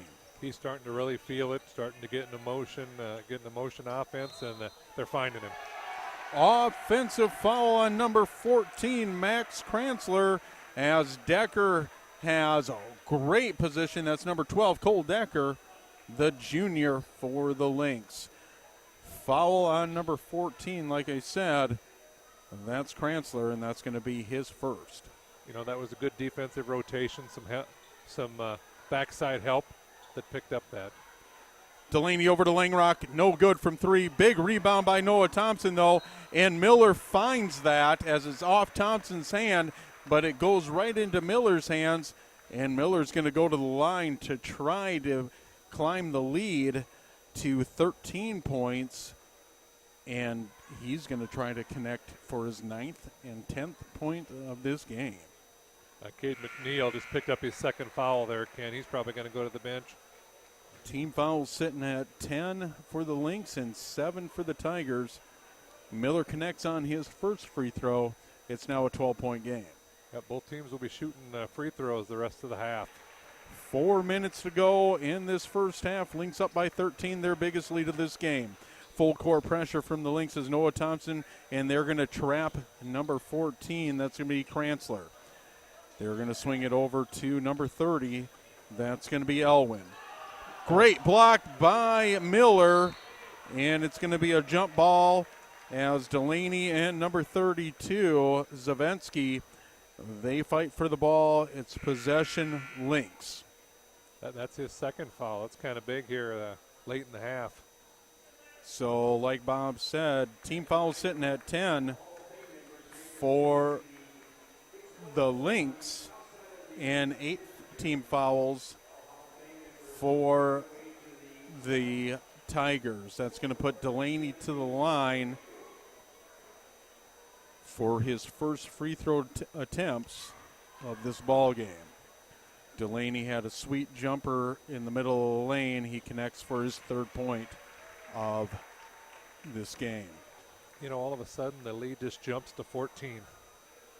14-point lead, like Bob just said, and I might have to look at the screen here as you see the shot clock and the time clock where they were going wacko on the court. But Delaney picks up his 5th point as he puts up the layup off that missed free throw. 26-10, Lynx lead. Big defensive play by Decker. He's going to find Miller. Miller's got 10 points. He's going to go up. Are they going to call it on the shot there? He's going to go to the free throw line, but it's a difference between if they're going to call that as a shooting foul or if he was on the ground. We'll see. Well, I thought they held up the signal for 1-and-1, but we'll see if my eyesight is as good as yours. Well, you know, I got these incredible contacts in that I couldn't see the numbers. It was just the size of the numbers, Ken. I just got to make them bigger. Yeah. Well, the distance is the good thing, is a good part. I can see distance, but, man, that up-close stuff is pretty tough. Miller connects on his first free throw, and he's got 11 points. It climbs that lead to 27-10. Lynx defense has just been outstanding so far in this first half. Great rebound by Skolton. He's going to swing it over to Miller. Miller looking for the 4-point play. They don't find it, but Delaney with the big rebound back over to Borchardt. Borchardt finds Miller. No, it's going to be off the Tigers, though. Lynx ball. You know, they're using offensive energy, and they're getting some offensive rebounds here, which has given them some other opportunities to get some extra baskets. Those are tough trips down the court to not get a shot up, and they had 3 of those this last time.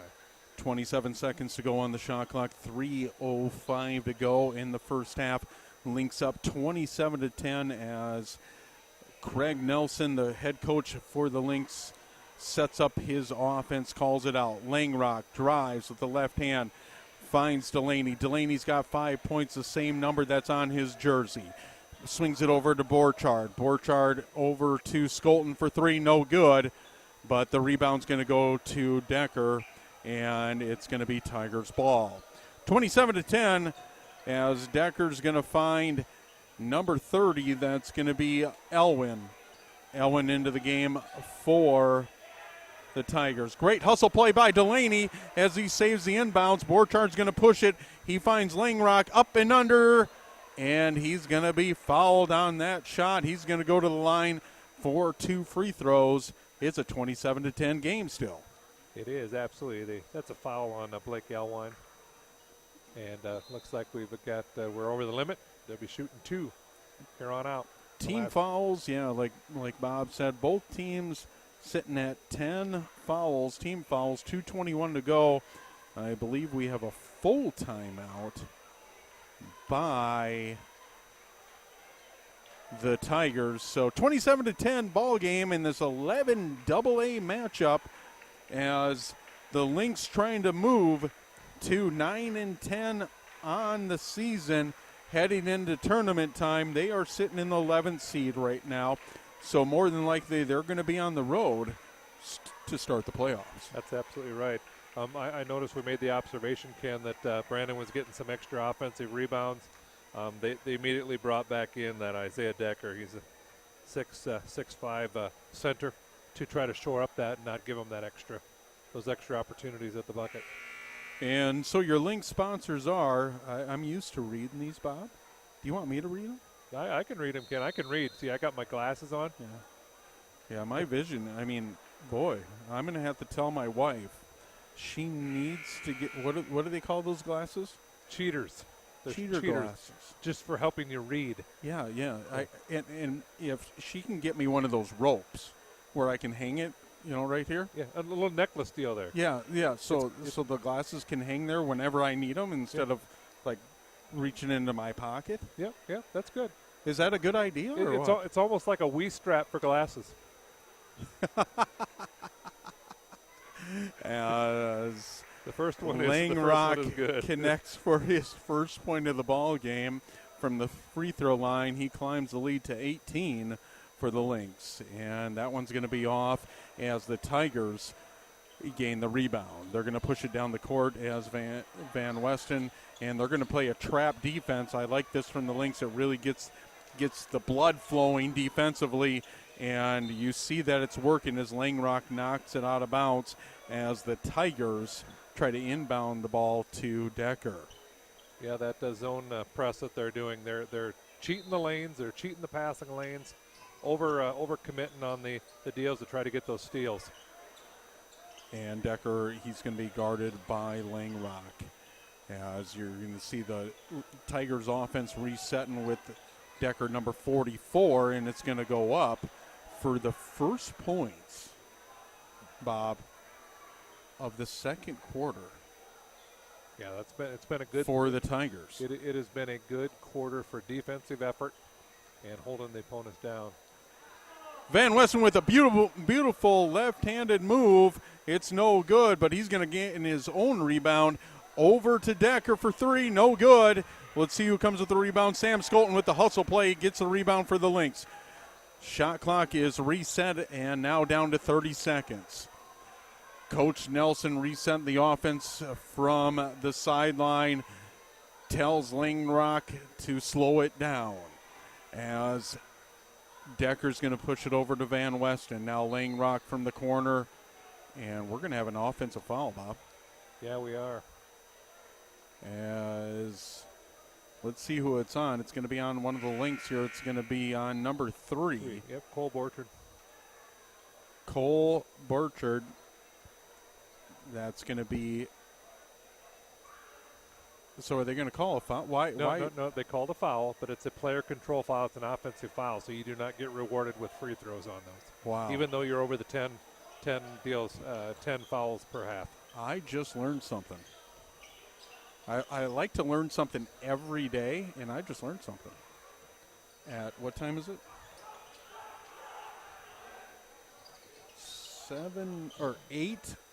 8:35. Man, I accomplished something tonight. Thank you, Bob. 3 from number 30. That's going to be Elwin. No good. Hustle play again from Skolton. He's been all over the court. Hustle plays from Sam Skolton, the senior, and it's going to be a 30-second timeout for the Lynx. Yep, they wanted to save the possession versus getting a jump ball, and they would have lost the deal. So as a reminder, at halftime, there is going to be the 2022 Hall of Fame inductees. We had a sheet up here the last couple of weeks. We don't anymore, so we're going to have to listen to the voice of the Lynx, the PA announcer, Bob Logan. We're going to see what the Lynx have coming out of this timeout. They call the timeout as Sam Skolton. He truly, the hustle plays from him tonight have been tremendous. It's now a 28-12 game as the Lynx are going to come out of this 30-second timeout with 31 seconds to go in the first half. They have a lead, 28-12, up by 16. Shot clock is going to be off to end this first half. Van Wessen's going to bring the ball up for the Lynx. They're going to take their time as Riley Miller's looking over to the bench to his head coach to see what type of offensive play they want to reset up. Van Westen, under 15 seconds to go in the first half. Shot clock off. Looks to Delaney. They don't like it. They want to go into Althoff. It looks like, no, they're going to find Miller from the corner. Miller for three. No good. It looked like it was going to be good. Big rebound by Decker. It's no good. Miller puts it up. Does it count? It looked good to me, Ken. I saw the red lights around the backboard. They are going to count it as a great hustle play by Riley Miller. He puts it up with probably a half a second to go. It just had to have been a tip. He connects for his 13th point of the game. It is now a 30-12 lead going into halftime for your Lynx boys basketball team. Yeah, that was a good effort play. They kept the ball alive, and a couple of people touched it, and they're right at the last second. You can kind of watch it here on the replay, Ken. You can see that they got it right before the buzzer went off here. So, all right, so we're going to have the Hall of Fame class of 2022, and I'm going to see who we have. I know that we have a Heidi Hoff. I know we have an Austin Summers, but I'm going to try to call this out for you folks, as you can see on your.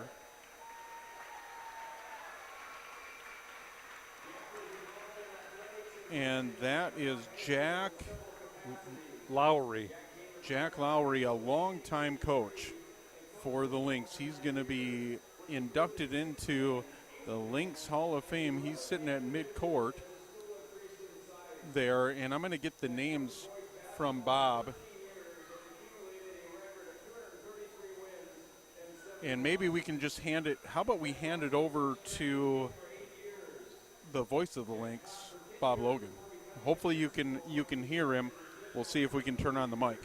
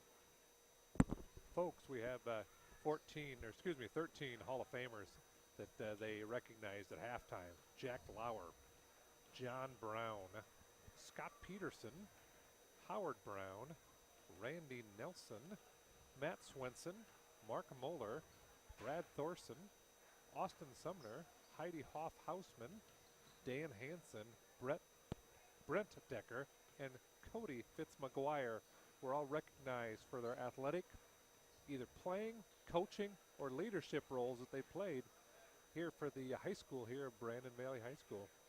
That's quite an impressive list, Ken, of folks that they recognized for coming back and recognize them for being nominated into the Hall of Fame. Yeah, and it's really cool as you walk down the hallways and the actual coaches' rooms, okay, down the hallway here as you walk by the gym doors, there all the pictures and all the accomplishments of all the Hall of Fame, the Brandon Valley Lynx Hall of Fame are all up there. And if you ever get a chance, folks, as you come in the doors of this high school, to walk down that hallway, it is really, really impressive. And that was, how many do we have there, 13? Or it looks like we had 14. 14 Hall of Famers, and there's quite a few. There's a lot more. So you ever get a chance, go ahead and take a look at that. Stop by and take a look at that wall because it is very impressive. A long, long history of tremendous leadership, coaching, and athletic ability and athletic accomplishments. But you know what, Ken? I don't believe that you get invited and honored into the Hall of Fame just because of your athletic abilities. You got to be as good a person off the court as you are, or on the field of play as you are off the field of play, in order to make that honor. I agree. And so hats off to the Hall of Famers that were here tonight and recognized, and hats off to all the Hall of Famers you may be listening this evening or wherever you are. Congratulations. right now we're at halftime. We have about 40 seconds to go as they reset the clock for halftime because the announcements kind of went, a little overtime into the halftime. So they reset about 3 minutes on to the clock. So the Lynx in this 11 AA matchup here on a Friday evening, the doubleheader, the Lynx girls coming off a big victory over the Tiger girls this evening in your first half of your doubleheader, and your Lynx coming out of this halftime are up 30-12. Yeah, that was an impressive defensive display. And you can say, well, they didn't shoot very well, Tigers. Well, that's because the defense was aggressive, and they took away all the offensive schemes that they were trying to run in the first half here. So we'll see what kind of adjustments that both teams make. Should be a good second half. The Lynx are up by 18. So an 18-point lead, like Bob said, for your Lynx, and they're going to start it off offensively coming to your left of your screen. Van Weston swings it over to Skolton. Same starting lineup as Van Weston, Miller, Jefferson, Skolton, Thompson. And I think I said Jefferson already? You did. I think I did, but that is going to be a connection by number 40. That's going to be Christian Jefferson. That's going to be his 4th point of the game. As the Lynx defense is stifling again, they create a turnover. Noah Thompson speeds down, and the layup is good. Lynx jumping out to a 22-point lead early in the third quarter. Yeah, he protected that ball really well after he got the steal, and he went in to make sure he didn't get it blocked. As great defense again from Miller, but I think there's going to be a foul underneath. Let's see who it's going to be on. It's going to be on a Lynx. It's going to be on number 40. That's going to be Jefferson. I think that's going to be his 4th foul. It sure is, and he gets to spend a little time on the bench. A little more time on the bench. He spent a lot of time in the first half from foul trouble. So Altoff's going to come into the game for him. Jefferson goes to the bench with 4 fouls, but 4 points. As McNeil, he's going to swing it all the way over, and they're going to find Zavetsky. 3 from Decker, good. So Decker, number 44 for the Tigers, connects on his 5th point of the game, first 3 of the game. Altoff looking inside. He's got Skolton open. He puts it up. No, he's going to find Thompson. They do swing it over to Skolton, finds Van Weston as Skolton swings it back around the court, the 3-point line. Van Weston, hustle play as Skolton's open for 3. And it's good from Sam Skolton for 3. The senior, number 4 for the Lynx, connects on his first points of the ball game, 3 points. Big defense as that pressure works. Skolton's going to drive. He's going to find Altoff. No, they're going to swing it over to Miller. Miller's going to look for his 3rd 3 of the game. No good. Yeah, that was kind of a rough series of offensive plays there. Bodies going everywhere. They're letting them bump a bit. As a good hustle play by Van Weston there, he knocks it out of bounds, but it's going to stay Tigers ball. We got stoppage of play here as the Tigers are going to inbound the ball with 5:48 to go in the third quarter. Decker, he's going to, it looks like a foul. No, they're not going to call it, as they are going to call a foul underneath. And I believe that's going to be the second team foul on the Lynx. And who's it going to be on? Skolton. Skolton picks up his second foul. As Langrock's going to come into the ball game, he's going to check in for the Lynx. Same with Morgan. They're talking about it on the side there. They might have an issue with the shot clock. We'll see. So Miller and Thompson, they're going to go to the bench as Morgan Van Westen, Langrock, Altoff, and Skolton on the court for your Lynx. Tigers inbound the ball. They're going to swing it over 242. That's Pewter ball. Pewter ball. Pewter ball. All right. As Decker's going to reset the offense, number 44 for the Tigers. He's going to swing it, and they're going to look inside. No, it's great defense by Van Westen, and he puts it up. And it is good by Max Kranzler. He's going to try to connect on a three-point play as he goes up, and it is good. He's going to go to the line here with a 20-point deficit. He makes it 19 as the Tigers are trying to claw their way back into this game. Langrock swings it over to Skolton. Skolton just hit a three. Now over to Morgan. Van Westen goes into Altoff. Altoff's double-teamed. Great double team by the Tigers as Zavensky comes over and knocks it out. Looks like it's going to be an off. No, they're not. They're going to call a blocking foul on Van Westen. That's going to be 3 team fouls now on the Lynx early in this third quarter. That bucket counts also as number 14, Kranzler, he's going to go to the line and try to connect for his 6th point of the game. Yeah, they're trying to inch back here a little bit. They're getting more aggressive on the drives to the basket. The Lynx need to shore up the defense a little bit and move their feet and get in front of the play. And that free throw is good. It's now a 16-point game. Borchardt in the game for the Lynx along with Delaney. Langrock looks for Morgan. It's going to be off Morgan. Pass was a little too high for Morgan. Zavensky's going to bring the ball down the court for the Tigers. They reset their offense. They look to go to number 14, Kranzler. He's been hot so far in this third quarter. Decker, he's going to swing it over to Lichty. Now Kranzler drives. Big block by Altoff, but it's going to be a blocking foul on Borchardt, I believe. That's going to be his 2nd foul, team foul number 5, as Coach Nelson does not like it, as team fouls sitting at it early in this third quarter. 5 team fouls for the Lynx, and Tigers with 0. So they're going to call a full timeout. Maybe we should touch on our sponsors.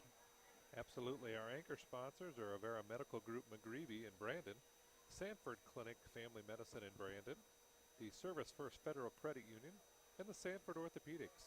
Our founding sponsors, Alliance Communications, Brandon Lumber Company, Brandon Ace Hardware, Brandon Pharmacy, American Family Insurance, Josh Koob Agency Incorporated, Heartland Funeral Home and Cremation Services, Sunshine Food Stores, Today's Family Dentistry.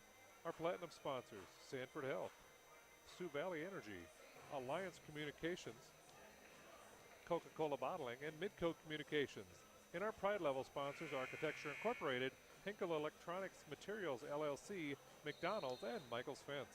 Thank you, sponsors. As the Tigers are going to go to the line, as there was a team foul, number 5 for the Lynx there on that drive, blocking foul. Altoff had a big block, but Noah Thompson, Sam Skolton is going to be called for his 2nd foul. Kranzler's going to go to the line for 2 shots. His first one is no good. The Tigers have tried to come back here. The lead is now down to 16 for the Lynx. 2 free throws are no good as Borchardt's going to push the ball up to Langrock. Langrock drives. He finds Morgan. Morgan looking into Altoff. They're going to try to play that high-low game as it resets it to the freshman Delaney. Now they find Altoff. He's going to be double-teamed. No, he breaks it. Now jumper is no good. It looked like a sweet hook jumper, but it's going to be no good. Delaney with a great defense down at the other end as the Tigers are trying to push the ball up and trying to get this pace a little bit faster for their offense. You know, that was an excellent recovery by Delaney to get back and knock that ball away.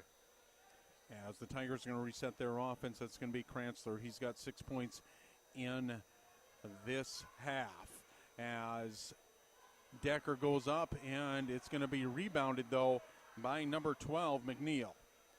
And they're going to go back underneath. Great defense by Althoff as Savensky goes up, and he's going to be blocked by Althoff. Althoff's been a great presence defensively underneath.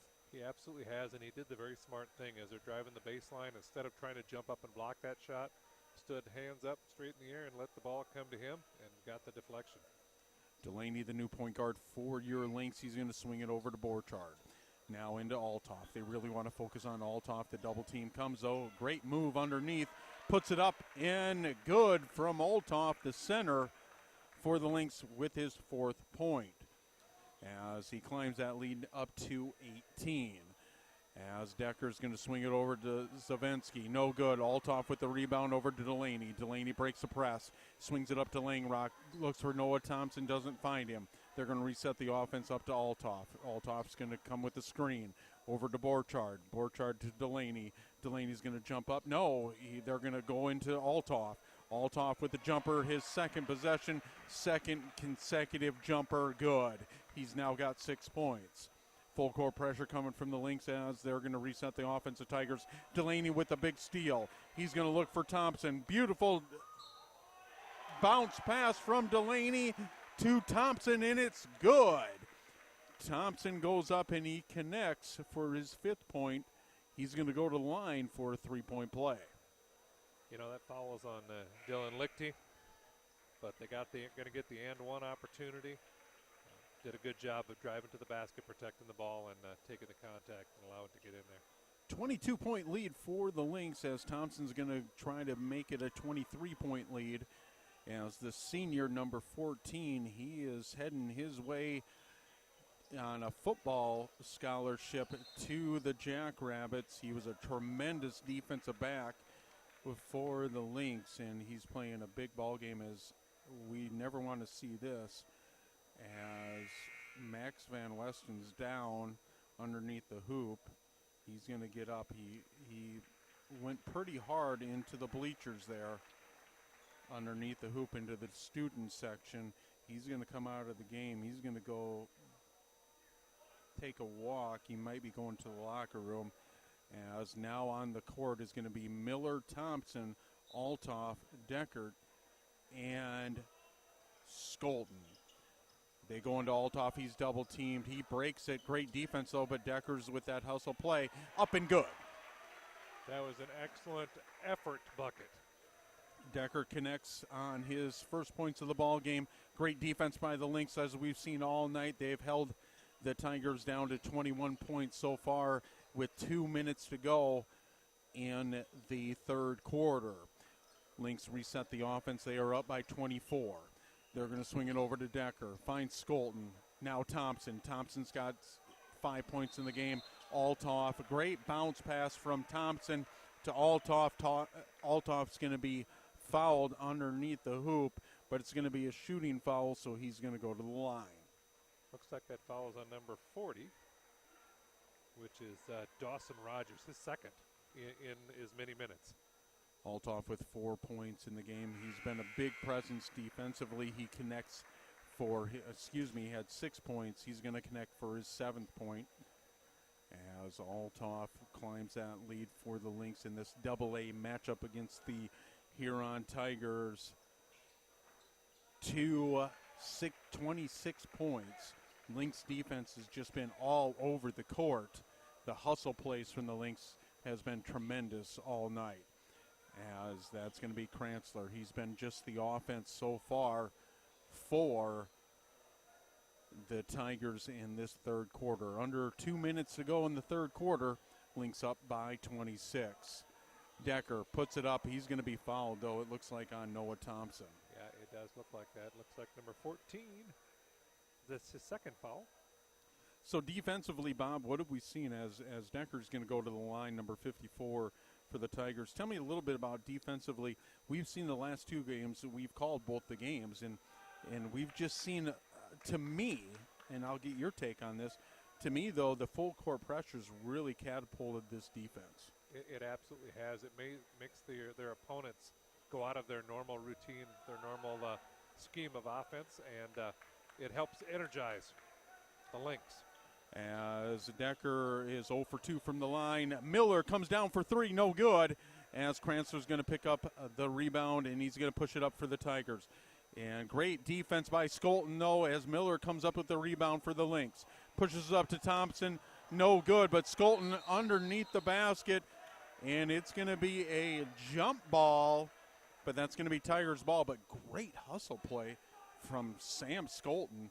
I mean, this whole Lynx team is just on fire with the energy. Yeah, they brought the effort, the extra energy tonight, and that's really made a big difference from the last game that we saw to this one. Looks like a completely different team. Absolutely. Altoff's going to go to the bench, and Jefferson with 4 fouls comes in. He's a senior, number 40 for the Lynx.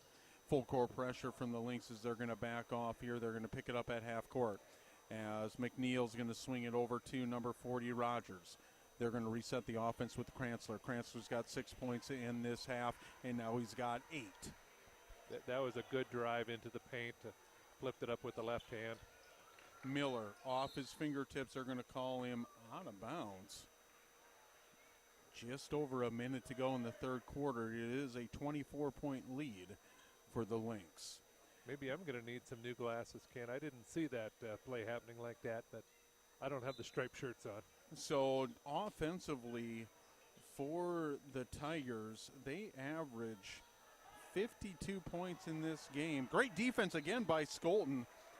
It's just hustle everywhere. As you've seen Skolton diving for the ball there. You're up 24. It's just a lot of hustle. That's the kind of play that you want to see from every person on your team as a coach. It's going to be a turnover on the Tigers as McNeil throws the ball in and doesn't find anybody. Like I was getting to, the Tigers, and we'll talk about this. I'll save it for between quarters here from the third to the fourth. Skolton resets the offense for the Lynx over to Miller. Now Jefferson with 4 fouls. He's going to have to be at the top of the key. They find Noah Thompson. Now Miller. Miller's going to be triple teamed, and Decker comes up with the ball on the turnover. As the Tigers push the ball up, 34 seconds to go in the third quarter. Lynx up by 24. As the shot clock sitting at about 22. And now there's going to be a foul underneath. And I believe that's going to be on Noah Thompson. Actually, I think it's Cole Decker. Cole Decker. Looks like his second, maybe. Team foul number 7. So that's going to put the Tigers to the line for 1-on-1. And for the rest of the game, Ken, for every foul. That is true. And that's going to be Kranzler. He's going to connect on his 9th point of this quarter. He's been all the offense for the Tigers. He connects on number 10. So it's been the Kranzler show. It is. For the Tigers. Yep, he is their leading scorer. And all points have come within this quarter. Shot clock is off for the Lynx. They are up by 22. Delaney into the ball game for the Lynx along with Jefferson, Decker, Miller, and Thompson. Miller's guarded by McNeil. McNeil putting heavy pressure on Miller. 5 seconds to go in the play clock. Jefferson with the left-handed 3, no good. And it is tipped. And that will do it for the third quarter as your Lynx, with that great defense, have held the Tigers to 25 points in 3 quarters. It's kind of just like what the girls did in the first half of this doubleheader. That was tremendous defense from the girls, and we've seen it kind of boil over to the boys. They've only given up 25 points in 3 quarters. So I tell you what, Ken, when we started early in the quarter, Brandon got up by 22. All of a sudden, Huron made some adjustments. They got it down to 16. The Coach Nelson called a timeout. And from that point, they outscored them and got their lead back and actually extended the lead to back to 22. That was excellent adjustments by the coach, and then the players responding to that with extra effort on the defensive end, diving after balls on the floor, making those extra cuts to the bucket for points. It's just a good display of basketball there. And that's a great point, Bob, as the coaching staffs for both the girls and boys I've done a tremendous job this evening and all year.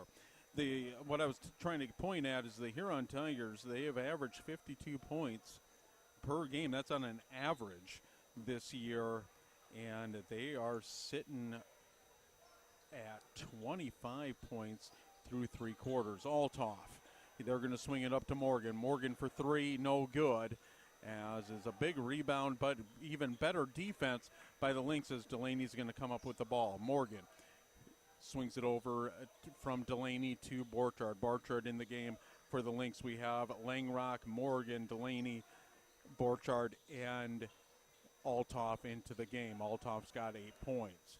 Delaney swinging it over to Langrock, looking for Altoff. No, they're going to set it back up over to Delaney. They really want to force the ball underneath, and they do. Morgan up, and it is good. Morgan with his 4th point of the game. He climbs that lead to 24 points.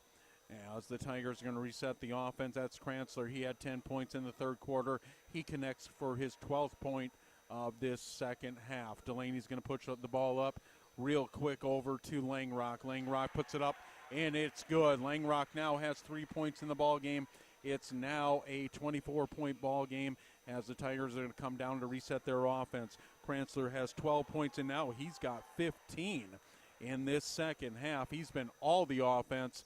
It's now a 21-point game as Delaney, he's got 5 points in the game, but big hustle play by Borchard. They're going to reset the offense. Altoff has 7 or 8 points. We'll see what he's got, but there's going to be a foul underneath as Decker's going to pick up that foul, and that's going to be Decker's second foul. He's going to go to the bench, and that's going to be team foul number 4 as Morgan's going to reset the offense. High-low game for Altoff. He is triple team. Let's see who that foul is going to be on. As looks like Peyton Grace. Peyton Grace is going to pick up the foul. And that's going to be team foul number 5 for the Tigers. Altoff puts it up, and it's going to be a shooting foul from Altoff. And he's going to go to the line. Team foul number 6 for the Tigers. It's a 21-point game. Altoff looking to connect on, I believe, his 9th point of the game. We're going to see here in just a moment. It's his 9th point of this ball game. Stifling defense again, like we've talked about, Bob, throughout this game. The Tigers sitting with 30 points. They are averaging 52 per ball game on an average this season. No, that's just good effort, and it takes a lot of effort to play good defense. Absolutely. We've seen the girls ball club, the Lynx girls, come with great defense also in that first matchup in this doubleheader. Great rebound by Morgan. We have a few bodies going down to the ground, but we've just seen that hustle play with a 23-point lead. So I'm gonna have you take off the headset for a moment, Bob. And while we have a 23-point lead, I'm going to have the voice of the Lynx jump on here with me. And Mr. Bob Logan, he's going to come onto the headset. As he puts that headset on, he's going to talk about what we have going on for the Hall of Fame class of 2022. For the Brandon Valley High School. Go ahead, Bob. Well, and welcome. You sound amazing down there. Well, you had a lot to talk about there, as we had, I believe, 14 current Hall of Famers that you recognize this evening. With the doubleheader, it was just a great night for the Hall of Famers to come out, and we had great attendance. And yeah, between senior nights and the starting lineups and that, my voice is about done. But we got the class of 2022 coming in to the Hall of Fame about a month away. It's going to be Saturday, March 26th, and the inductees this year is the 1974 football team. coached by Glenn Selbold. And as anybody knows about football, that's probably the team that started our dynasty in football, I believe. And then Jane Swinson, class of 2008. People remember her as being a tall center in our basketball team and a terrific shot discus gal. Corey Skolton teaches a course over at Robert Bennis. Just a great three-sport athletes going in. Scott Novak, class of 1981. Not a lot of people know Scott or remember Scott, but he was just inducted into the South Dakota Hall of Fame for tennis and runs a big tennis program down in Mobile, Alabama. And then the 4x800 meter relay team in 2010, they set that record of 7:48:31, and I had the honor of calling at it at our track over here, and I think at one point it was the 10th fastest time in the nation, 7:48, and of course. Wow. Ben Schultz, of course, is on our staff now, basketball. Blaze Killian, Bobby Brockmuller, and the late Billy Brockmuller. And, of course, the head coach at that time was Troy Sturgeon, and Tony Thorson was the long-distance coach. So, yeah, it's coming up in about a month. We're going to have a great turnout. It's just a great event. It's Saturday, March 26th, Holiday Inn Express. Tickets will go on sale March 1st, and you can call the high school office for that. So, Well, and that's just a tremendous thing about the Brandon Valley High School is that we are putting in tremendous leaders and accomplishments from all these leaders into the Hall of Fame. And I know we get to do this every year, Bob. You come on and you talk a little bit about that and what the job that you have done for this community, being the voice of the Lynx, is just tremendous. And I want to, recognize you too. As I've been doing this now for, I think we're on 6 or 7 years with Lynx TV. Is just tremendous hearing your voice, and what you do is you're the voice of these people, of these Hall of Fame inductees too, as we go in. So, like Bob said, Saturday, March 26th. At the Holiday Inn Express here in Brandon. It's the social hour is going to be at 6 p.m. The dinner's at 7, and the induction ceremony's at 7:30. Anything else you want to add to that, Bob? No, thanks for the kind words. Brandon Valley has been very good for us, to us, our family, and I tell a lot of people my high school's closed, my college is closed, and all I got is Brandon Valley. So it's an honor, and it's. The thing I like about the Hall of Fame is we have our display in the hallway, and generally when you come here during classes, a lot of kids are looking at the Hall of Fame members, and you can get in as an individual. A few years ago we started putting teams in, and people now, student athletes can know that they can get into the Hall of Fame being on a team, and I think the 4x800 meter relay team just extends that one more time, that you can be on a relay team and set an all-time state record and get into the Brandon Valley High School Hall of Fame. So it's a great night for Brandon Valley athletics, and Randy Marceau's done some heavy lifting, and Bill Frecken's doing an awesome job this year. So I can't take all the credit, but it's going to be a great night, and it's been a good night for Brandon Valley High School basketball, and I know our wrestling's doing great at the Denny. But I think the way our boys are looking tonight, and our girls, tournament time is next weekend, so it's a good time to be playing our best basketball. It is. And so, like you talked about, Bob, going down that hallway, what a special hallway. As you can walk past the gym doors, and you just walk down this hallway, and you see that wall, and the wall of accomplishments. We can call it the Hall of Fame, but it's just accomplishments. It's building the legacy of this community, this high school, and what it's been all about, and for the future students and leaders of not only this in this school, but also in the community. Absolutely. And when we built this building, the Brandon Valley Booster Club, the Athletic Booster Club, had a capital outlay, I want to say $30,000 to put all the banners up, and they did that wall out there. So the Booster Club is really responsible for getting that set up and paid for, and the banners in here. So a lot of credit to the Booster Club and all their sport sponsors, and the parents that work so hard to help our student athletes here at Brandon Valley High School.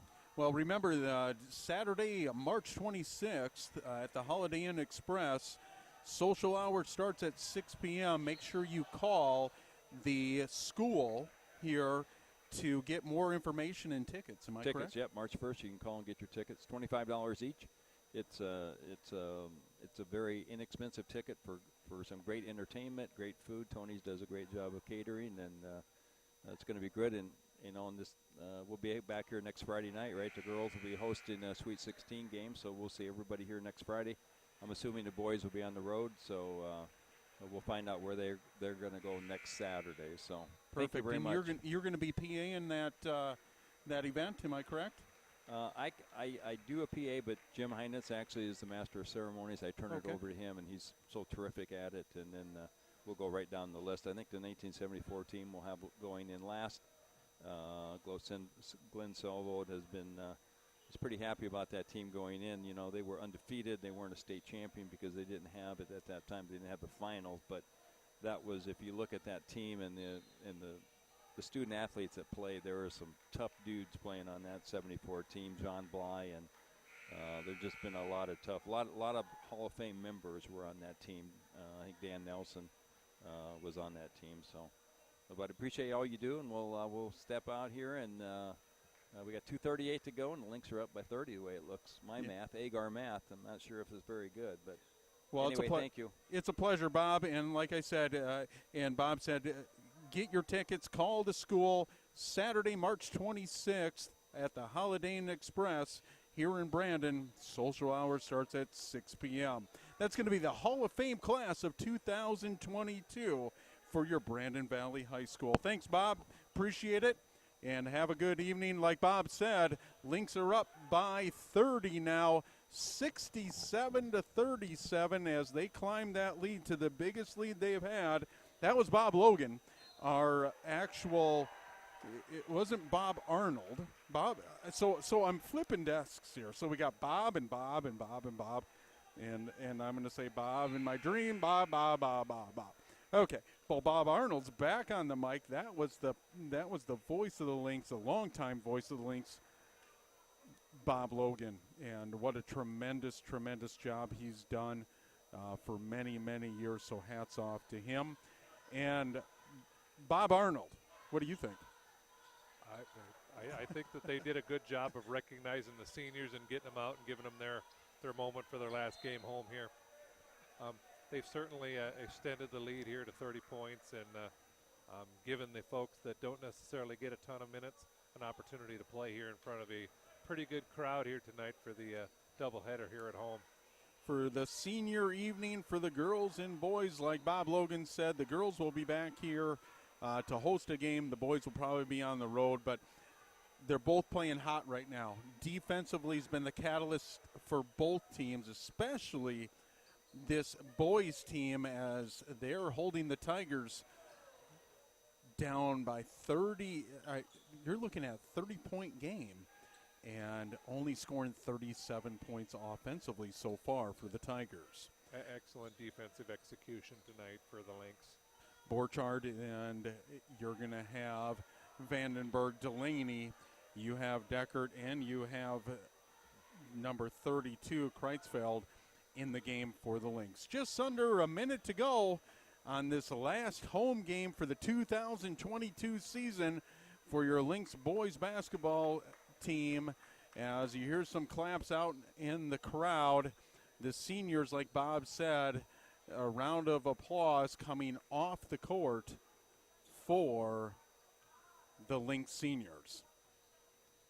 Yeah, they're doing a good job. I think they're just kind of running the clock down. I don't think they have a whole bunch of emphasis on trying to score more points. They're just trying to close out the game here. And about a 20-second difference.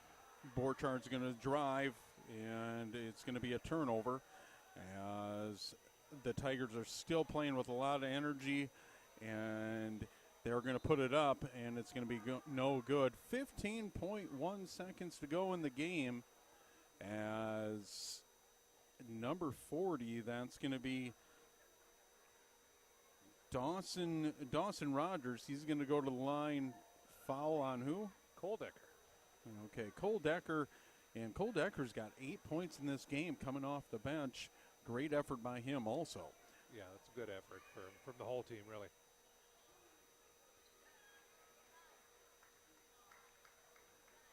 As that, we're going to wind down the clock on the 2022 home schedule, Bob, as the Lynx are going to move to 9-10 on the season. It is now playoff time, Bob, for both teams, as both teams take care of this doubleheader this evening. The Lynx girls basketball team winning big, and your Lynx the Lynx boys basketball team on the second half of this doubleheader this evening coming in with a 28-point differential on that scoreboard and a 28-point win. I think they're going to take that. They've got to be excited about the effort that was put in on the offensive end, but more so on the defensive end to hold down a Huron team that has been averaging, like you said, about 52 points a game. But when you can hold a team 14 points below their average, you're going to win a lot of those games. You're going to, and defensively has just been the catalyst of what's been going on for the Lynx team. We saw last week when we called that game, Bob? It was. Okay. Last week when we called that game, we saw some of the full court pressure that catapulted the Lynx offense to where it is now, and we've seen that boil over into this game, which has been tremendous. And so hopefully they can take that momentum from the last two games, and we're talking about the boys Lynx team, and catapult it in. They're going to be on the road, okay? They're going to be on the road to try to get into that final 8 when the playoffs start. Everything starts with the top 16, and then it boils down off that one game, and it goes to the state tournament, which is only 8 teams. Now, they got one game on the road yet. Yeah. They got to go up and play, I believe it's on Tuesday, that they got to go up and they got to play 28th. Is that Tuesday? Yes, Tuesday. They got to go up and play Brookings. And I think that's a winnable game for the Lynx, which is important to carry a little momentum into the region basketball tournaments. And finish 500 and on finish the regular 500. season. Again, if nothing else, just a mental perspective of saying, I didn't finish with a losing record. You finish with a couple of wins to end the season, a regular season, and hopefully take that into momentum into the playoffs in the regions. And I have some good news. I have some great news. So the Brandon Valley State, they were in state, okay, wrestling. Wrestling, okay. This evening. They won, and they set a record for the most points ever scored in a state tourney.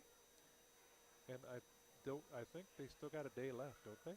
I don't know. I can't tell you for sure. Now, typically, again, I'm not 100% familiar, but typically it's a Thursday, Friday, and Saturday event. With the championships and the consolations are on Saturday, which is typically when a lot of teams score a lot of points. But if they're doing that well, it's going to be a really good turnout. Now, it might be that they do a Wednesday, Thursday, Friday deal.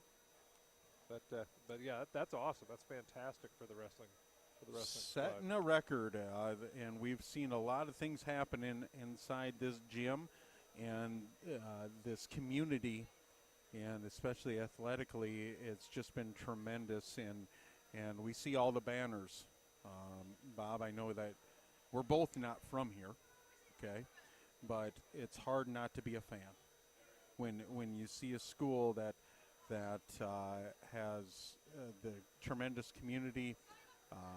They call it the Lynx Way here, and that's all about respect and leadership.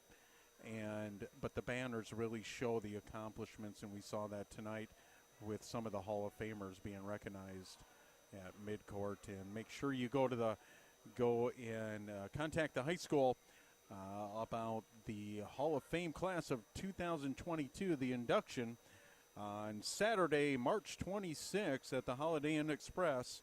Social hour is going to be at 6 p.m. and induction ceremony at 7:30. Well, Bob, what we have this evening is this is going to be the last time we call a game, unless for some reason we call the girls' game in the playoffs. Well, we'll see.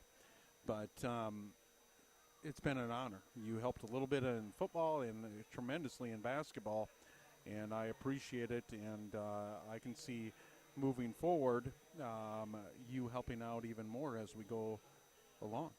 What do you think? I appreciate it. I like doing it, Ken. It's been a pleasure. Yeah, you're tremendous at it, and I appreciate it. And hopefully all of you that tuned in this evening and tuned in all season, you've enjoyed the telecast that we have brought you. So for Lynx TV, the sponsors, everybody involved, for Bob Arnold, your last words on this final broadcast for the boys.